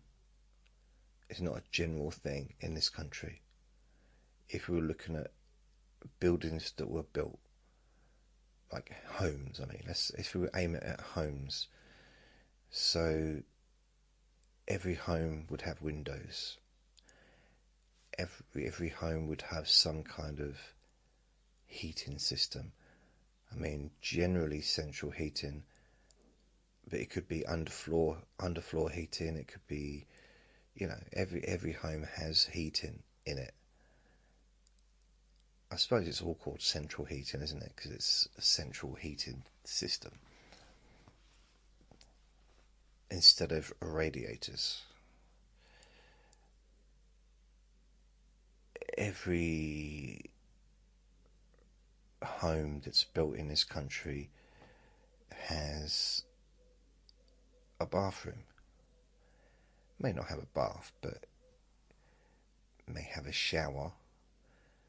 And the bathrooms here, we have either a bath, a toilet and a sink, or a shower, a toilet and a sink. So that's what we class a bathroom. See, in America, you have bathrooms in restaurants, don't you? So you have baths in restaurants and stuff. So we don't have that over here. So, when you sort of see it in movies and stuff and on TV shows in America, when they say to the waiter, "Oh, can you tell me where the bathroom is?" And the waiter says, "Oh, it's over there on the left," and they go along. Now, I've never understood how that works because I must admit, when I'm out in a restaurant, I don't go to many restaurants to be honest, but I'm generally not prepared to have a bath or a shower because I would want at least a bag with some of my stuff in, like soap, flannel, dildo. I mean, I don't know, just something to, like a towel even. Need a towel. But a little mirror. But it's some little glasses to balance. But anyway, it's good to have play.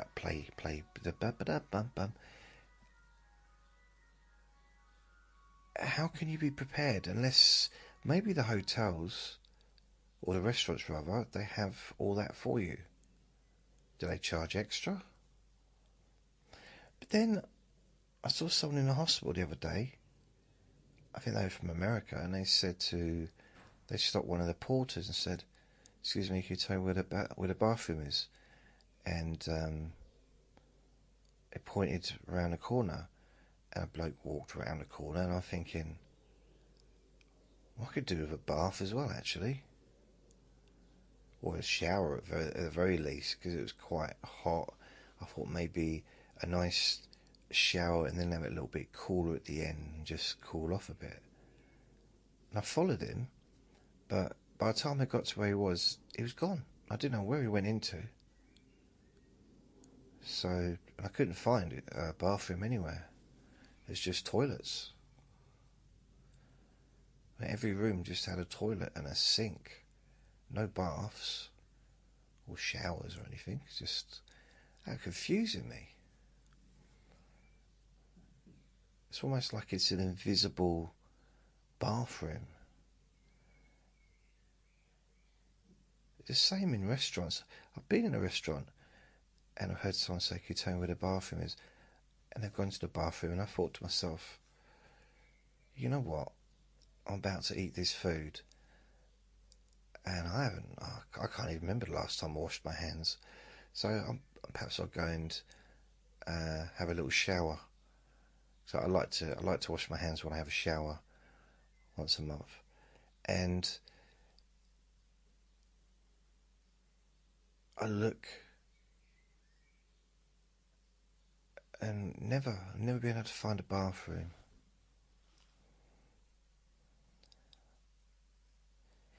It just confuses me. I mean, even like my boss, like when I worked in the comedy club, he used to talk about the bathroom because he was Irish, but he was also American. He'd lived half his life in America, and he'd be going to the bathroom. We'd tell me, just be talking about the bathroom. Make sure the lights are. He actually said it once to me. He said, "Make sure all the light bulbs are on in the bathroom." So I go in and I'm looking for the bathroom.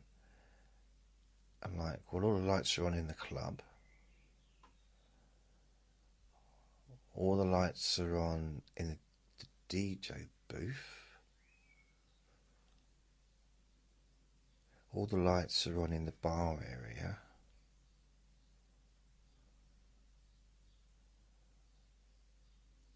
All the lights are on in the kitchen.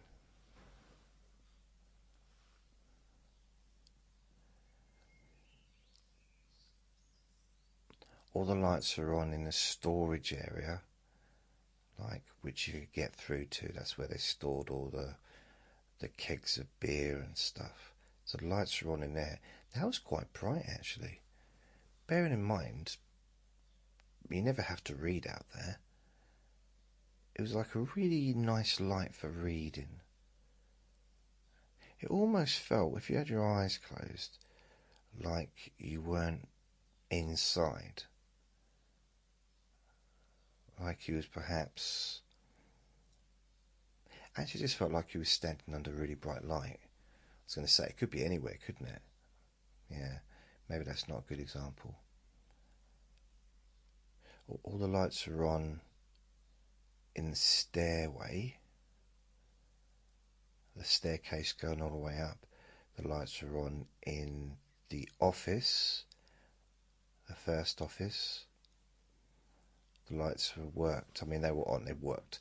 I didn't leave all the lights on because that would be wasteful. But testing them, there was a couple of light bulbs that had gone in the comics room. That's where the comedians would hang out at night after the show. Or maybe it's like I suppose you could class it like a green room in a way. So the comedians would get ready before the show and stuff. It also had a pool table. That's where the lights were missing. Yeah, there was... This is weird. There was three, because they had this bunch of lights on top of the pool table, like a head, and three lights were missing. But I swear, you couldn't tell. I mean, you could if you looked, but if you didn't look... I mean, that could be the art, yeah, and I suppose you could argue that about anything. You can't see there's the moon if you don't look. But we know there's a moon because you can't see if there's a sun if you don't look. Well, yeah, you can tell there's a sun. How if you don't look? Because we wouldn't be here if there wasn't a sun. Some people get angry though if you bring science into an argument. Ooh. So I then go into the bar, because there's another bar upstairs, and there's no...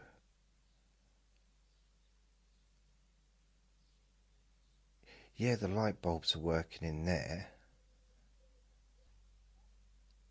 Then...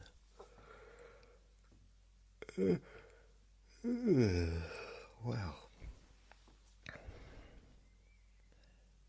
Oh yeah, I went behind the bar in the nightclub, because it was a separate club to downstairs where the comedy club was, and they had their own, lighting system, and all the lights were fine in there. That was very well organised upstairs. Completely different staff to downstairs. Sometimes there's a bit of an overlap. For example, when it was a particularly busy evening upstairs, they might get some of the staff from downstairs to help if it was a quieter night downstairs during that overlap between 11 and 2, or maybe 10 and 2, because the nightclub would open around 10, the comedy club would open around 7. The nightclub would start getting busy maybe between 11 and 12. The comedy club would start. Sometimes people would be leaving, and that would be the end. They'd leave. But then at the weekend, when the nightclub was on as well, the comedy club had a disco till 2 o'clock. And sometimes it was quiet, sometimes it was really busy. So if it was really busy down there, maybe the staff upstairs in the nightclub, if it wasn't busy, would come down for a little while. And sometimes if it was really busy upstairs and quiet downstairs, a member of staff might go upstairs for a couple of hours. The same kind of thing is if upstairs run out of glasses, because it was much harder to collect glasses in the nightclub than it was in the comedy club, because technically, well, I mean, everyone was seated in the comedy club apart from those people at the bar, but then tickets weren't sold to those people in the bar. They didn't, I'm talking about at the bar in the comedy club. So it's only seats were only, or rather admission was only for people seating, no one standing.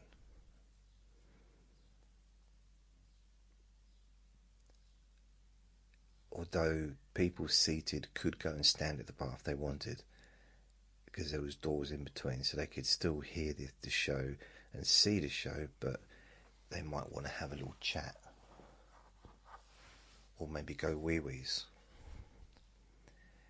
And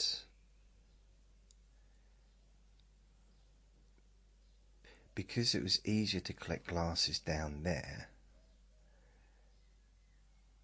it meant that they never really ran out. But upstairs, it was mainly standing. There were some seats, but mainly standing. And there's a little bit of dancing, but it wasn't really a dancey nightclub. It was more, I suppose it was dancey, but it seemed to me more just a kind of a gathering nightclub experience instead of dancey nightclub experience. But then I didn't really go up there very often, because I'm not really not really a nightclubby person. I mean, I did go up there. I mean, I've probably been up there hundreds of times, but I mean, I didn't go up there regularly, as in sort of staying the whole night. And I probably went there more often once I had left London, but it would only be for maybe an hour after the comedy finished at the comedy club, or I might walk between the two and hang out with the doorman that I knew. So that would be kind of what I did, and maybe I'd go upstairs to the nightclub because I knew the back entrance, so sometimes I'd go up that way. And it was also a fire escape as well, but you couldn't get in. You can get out, but you couldn't get in. Although technically, I suppose if you could open the door and let someone in. I hadn't thought about that. Oh, too late now. It's been closed for forever now. It's been closed for, wow, quite a few years. 6 years, probably. 7 years even, maybe. Ooh. So sometimes the nightclub, because people were standing around, it was harder to collect the glasses because you couldn't really see, because it's a much darker environment than a comedy club. You couldn't really see where the glasses were, or if the glasses were full or empty. And it's also much noisier than the comedy club. So during the break times, it was quite easy to collect glasses because, and that's another thing, you don't have break times in a nightclub, do you? Where all the lights come on and you can kind of just have a look around. Where did I leave that banana? You know? So I think that sometimes the nightclub, if you got busy and they didn't have a chance to collect the glasses and they were running out of glasses, then what they would do is they'd send a member of staff downstairs and ask them to go and collect some glasses, maybe a box of glasses, and bring them back up again. Or perhaps what they'd do is just send a message down, because they had a walkie-talkie system where they could communicate. I don't know why I'm mentioning the word communicate, because that is, I suppose most people know what a walkie-talkie is. It's for communicating, isn't it? It's not for whisking eggs, you know. It's and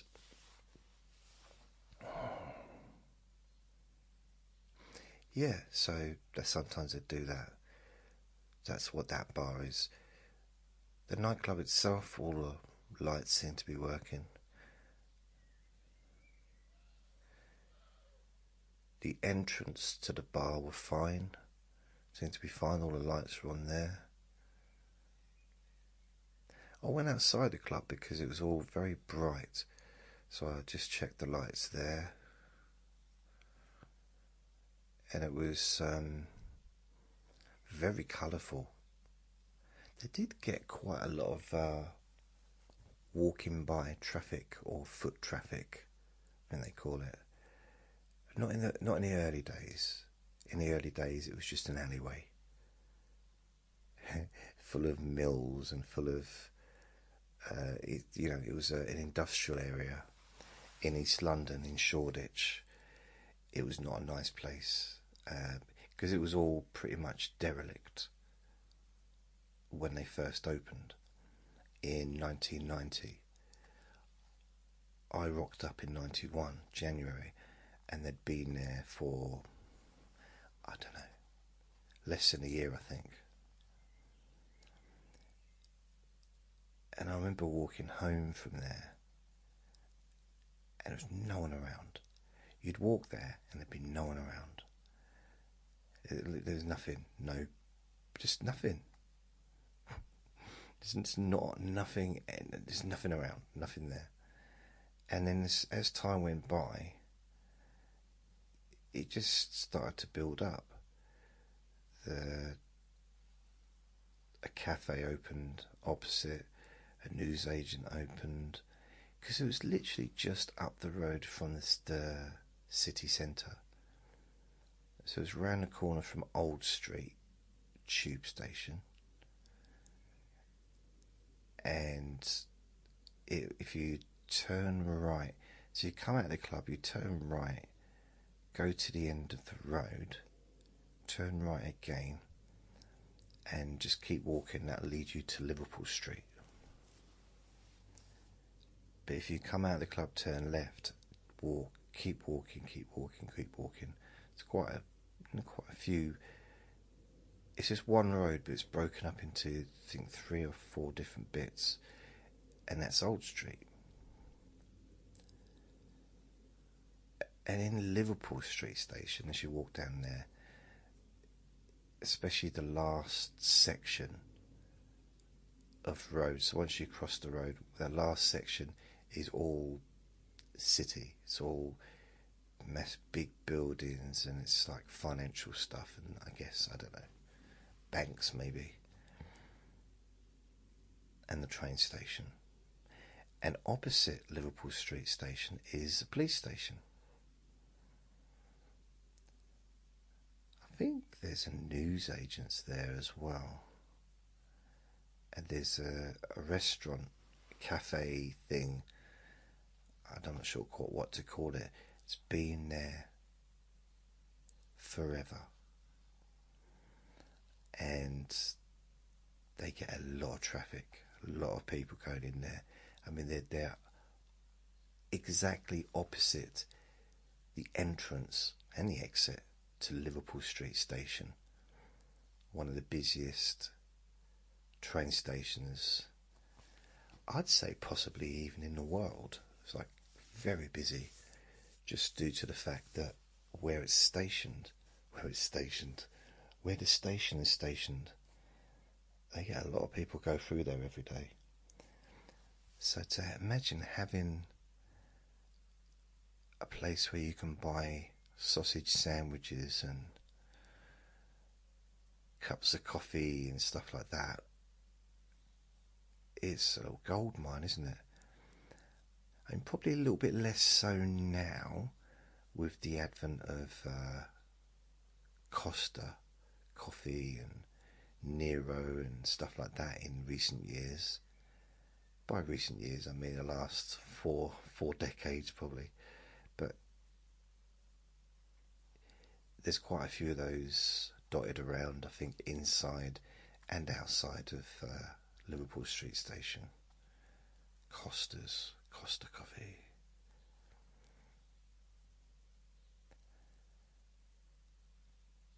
But the newsagents, that's quite a good thing to have. They must get so much business. It's almost like a perfect situation, because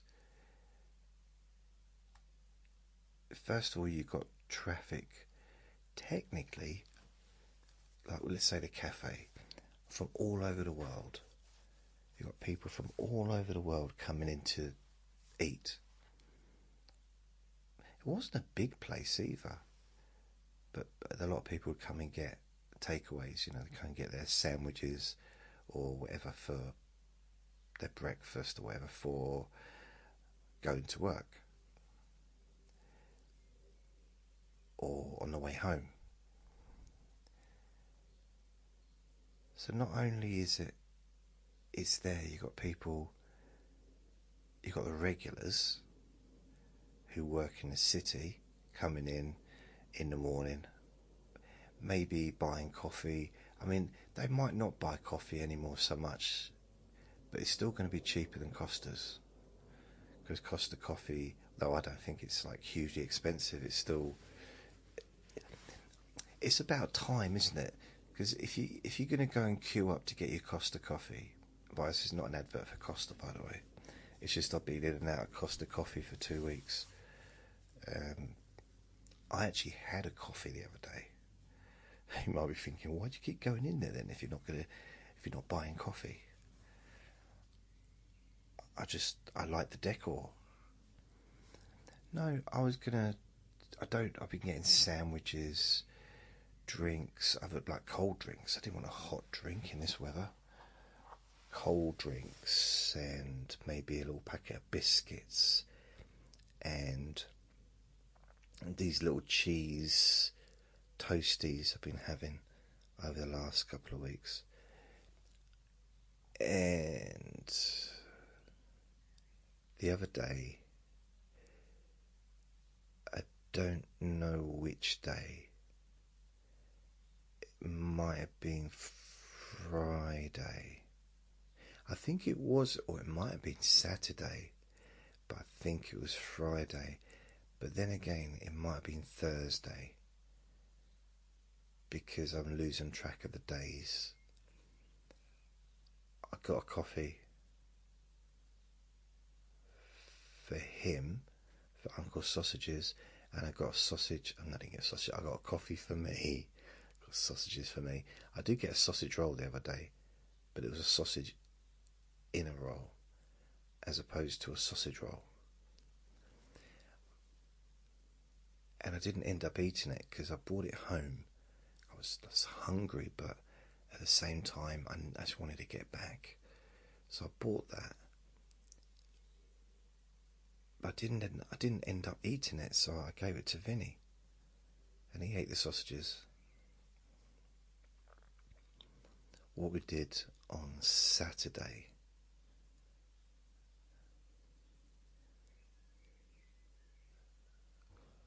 yeah, it was yesterday. Seems like days ago. I think it was yesterday. Me and Uncle Sausages went down to Costa. Oh yeah, that's it. Because the local Costa to where he stays, his current hotel room in hospital. Because there's two Costas and one is closed at the weekends. It's just a small one. You can't sit in there. I mean, you can, but you'd have to sit on the floor, and it's frowned upon. So that's not open at the weekend. But the large one is, and there's seating for, I don't know. I feel I've almost got the map in my head. 1, 2, 3, 1, 2, 3, 4, 5, 6, 7, 8, 9, 10, 11, 12, 13, 14, 15, 16. Probably I'd say about 50 people, maybe a little bit more. It's quite spacious. Most people just order to take out, and I think part of that is because of the weather, because there's a lot of people sitting outside who I imagine wouldn't be sitting outside if it wasn't warm. But then there's a lot of staff sitting outside as well, so they would probably still be ordering food and coffees and stuff like that. Maybe they'd be sitting in if they didn't have anywhere to go, so they might be sitting in the restaurant bit. I say restaurant, but you know, I don't know. Do we really need to call every seating place where you eat a restaurant? I think it demeans restaurants a little bit, almost devalues restaurants, because you've got someone, maybe it's their life's ambition to open a donut and tomato restaurant or donut omelette restaurant, you know, and that's their speciality, donut omelettes. And you know, they put everything into it, all their life savings, and they've got this nice little place, and they found somewhere that's almost shaped like a donut, and an omelette. And they got the logo, which is basically a donut with an egg sticking in it. I mean, it's like perfect. Everything's really good. And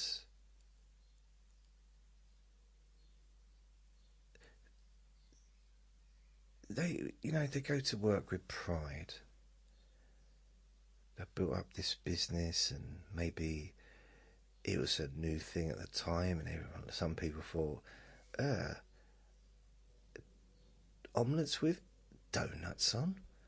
That's just weird. But then, over time people got accustomed to it, and they're not really happy, and maybe they've got a restaurant review in the local paper. Things are going good, and perhaps they decide to go out, and someone says, "Oh, well, no." Maybe they get a review, and the person says, "Oh, I'd like to do a review as well." And he says, "Oh, who are you?" So, "I do reviews for restaurants. It's a local magazine, and it's basically just for, this would be perfect." And I said, "Oh, really?" And he said, "Yeah, really. Oh, that's exciting. Oh, isn't it? Yeah, it is exciting, isn't it? Mmm. And eventually they stop making noises at each other, and one of them says, "So, shall I take some pictures? Shall I?" And the other bloke says, "No, well, I'm the one doing the review. Perhaps I should take the pictures." So the restaurant owner says, "Oh, okay then." And they both have a cuddle, and he's so excited. His restaurant's going to be in a review in a magazine, and he says, "Well, how am I going to see this magazine? Because I don't know where it is. Because it's a specialist magazine." And the bloke said, "Well, I'll send it to you. I've had such a good time here. It's been wonderful. I'll send you the magazine." And then he sends in the magazine in the post. The restaurant owner's all excited. "Ooh, magazine's coming through soon. Magazine." And he looks through it. He gets it, and it's like, it's not on the front cover. Okay, it's fair enough. This is the first magazine review. Don't expect to be on the front cover, but there's a mention. There's a little mention in the corner of the right hand side. "Would you eat here? Question mark, question mark, question mark." And he thought, "Oh, hope that's us." And he gets there, and he sees that there's not just his review on him, but he noticed that there's reviews for, he can't even say it out loud, a burger chain. I mean, it's an American burger chain. It's not as well known in the UK as it probably will be, but it's nevertheless a review on a new burger chain that's popular in America, and it's the first one to be in that area. So this restaurant owner is furious because he doesn't class that as being a restaurant, somewhere where you can buy a burger and chips or fries or whatever and sit down and eat it. That is not a restaurant experience. I mean, ultimately, if you're going to have his opinion, not mine, his opinion is, if you're going to, a restaurant is somewhere that you sit down, maybe you have a bit of lift music, that's nice, elevator music, have it piping out, and maybe have speakers underneath each chair for the ambience. And it's important if you have really, really tall chairs, because he said that there's something about self-esteem. Sometimes being waited on, people can, I don't know, it just seems a bit strange to English people. So what he thought he would do is you'd have these big chairs which you had to climb up, like a little ladder you had to climb up and climb on, and you'd have to tie yourself in because of health and safety. That, found that out the wrong way. So a little seat belt, and I mean, they were, to start with, the health and safety were considering little parachutes as well, but didn't make him do that. As long as he had a nice spongy floor covered in, I say it wasn't really spongy, it's more trampoliny really, but it seems to do the job. Especially, the good thing about it though, good thing about having a trampoline on the floor in a restaurant is if you drop your food, you can catch it again. So that's quite good. If you drop your pie or whatever it is, your drink. So he wanted something a bit more traditional, like that, like a big long table, big long chairs, with music, ambient. Not necessarily lift or, elevator music. Maybe just, music you listen to when you're on hold. I love that music. When you're on hold to a big company, and maybe it could be a bank, or it could be electric gas company, and they put you on hold and you get some that music. Sometimes I just phone up just to have a nice listen. It's so relaxing. I get it. Really, it jolts me when they answer the phone. Eventually, I have to hang up again and go back to the back of the queue. But it's a weird conversation though, for some reason, because when they do come through, say, "Hello, how can I help?" "Oh, I'm just here for the music." "Excuse me? I'm just listening to the music." "What do you mean you're listening to the music?" I don't know how else to say it really. I was listening to the music.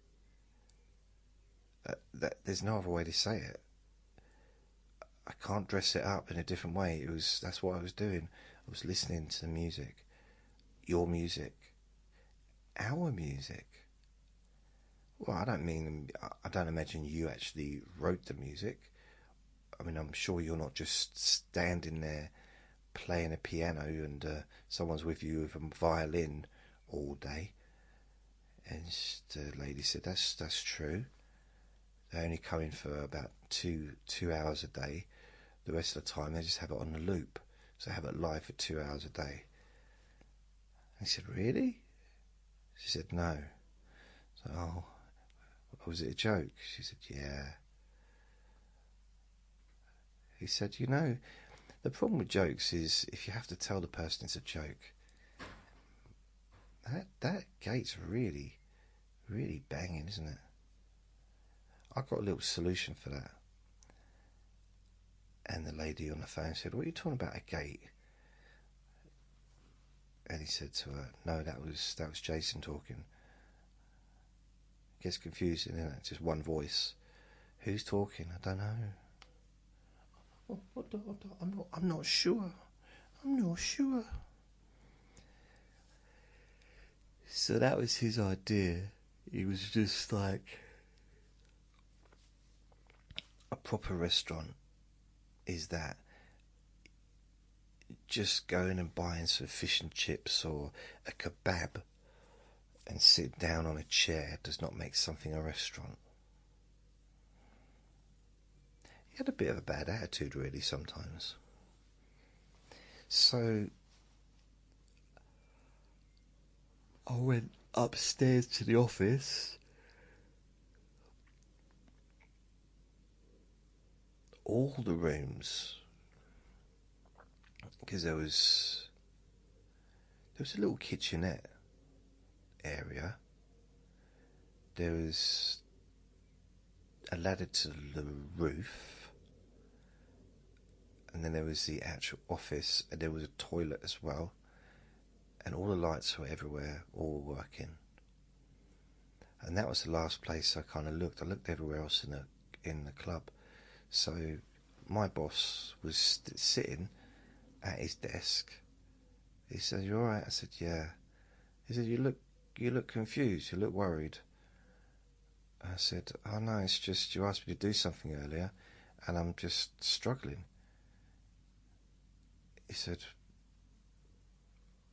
"Well, I've only seen you once. I just asked you to make sure the lights are on in the bathroom, or the lights work in the bathroom." I said, "I can't find the bathroom. Where's the bathroom? Where do you hide it?" Yeah.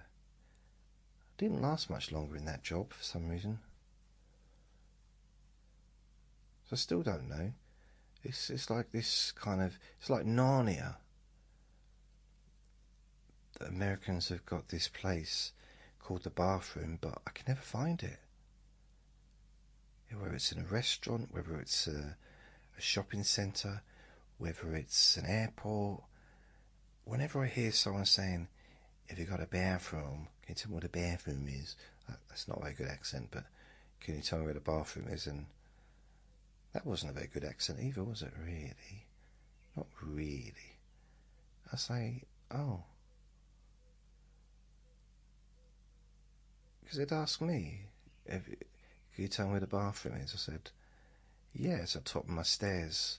If you come in the front door, the top goes straight up, and that's where the bathroom is." No, they didn't. I didn't realise they didn't want to know where my bathroom was.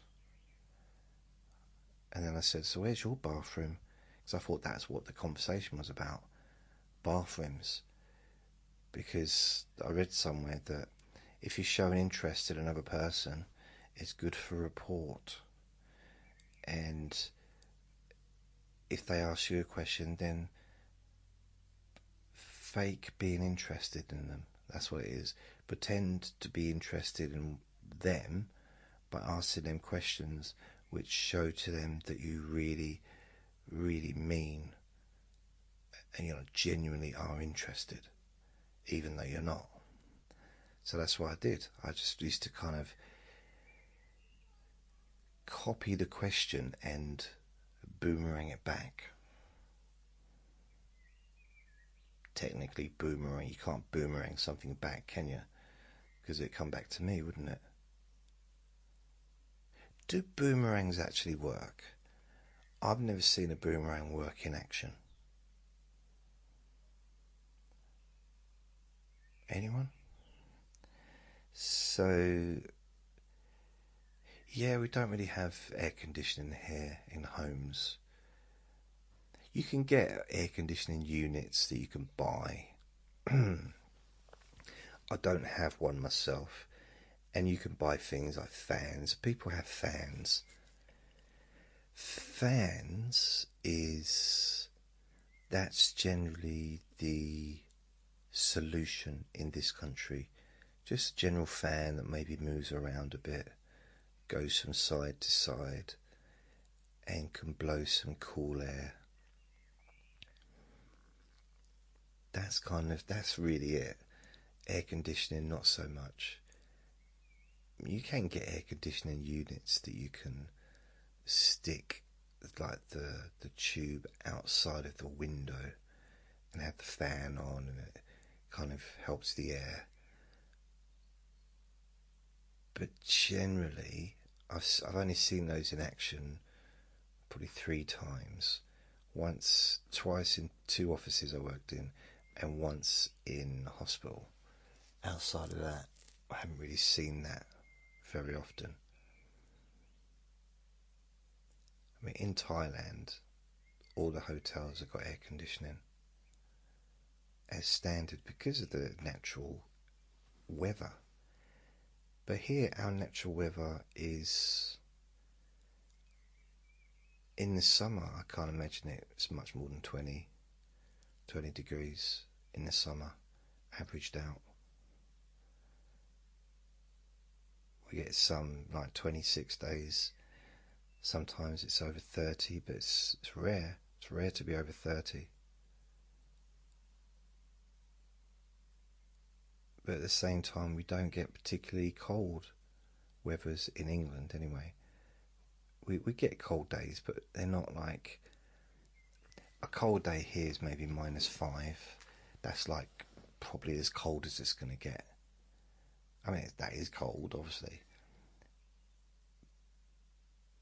but generally in the winter, unless it's icy, it's usually above 0.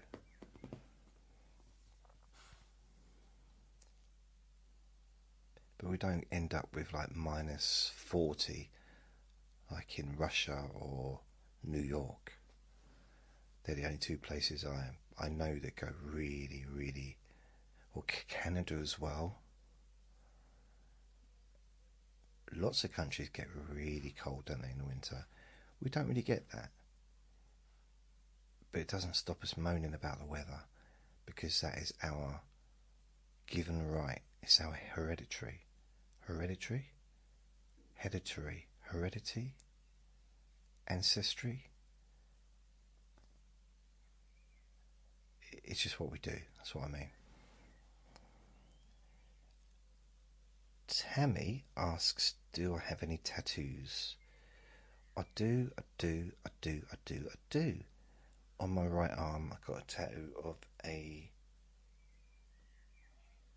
don't know what it is. I used to tell people it was my mum,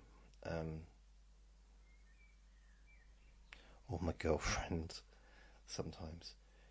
It's just basically like a dragon head, like a Chinese dragon in those parades, That's one of those things. But now I can hardly see what it is because it's so faded. I got it done when I was 16, so it was nearly 40 years ago. I can't believe that arm is nearly 55 years old. Still okay, still works. 55 years old. Blimey. Who'd have thought it, eh? Who'd have thought it?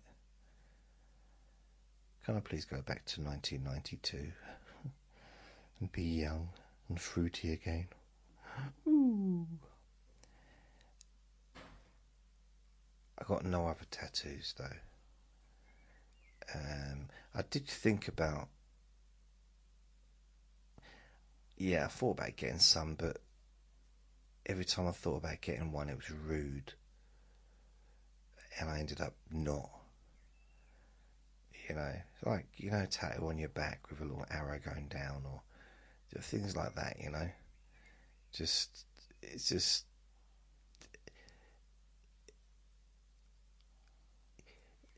I don't know, just cheeky stuff.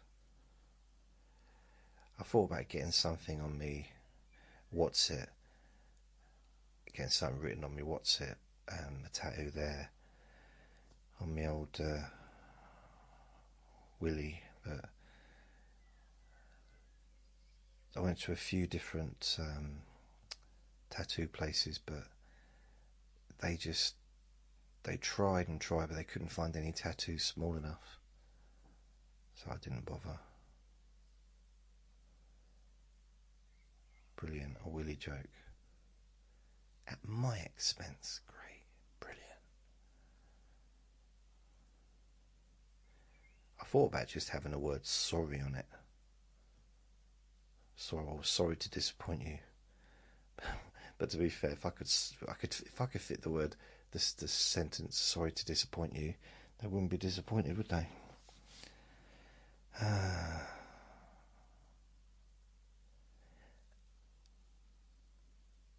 I do believe this is probably the end of the recording. I may have gone on a little bit, and this may have been the longest Let Me Bore You to Sleep recording I've ever done. Ever.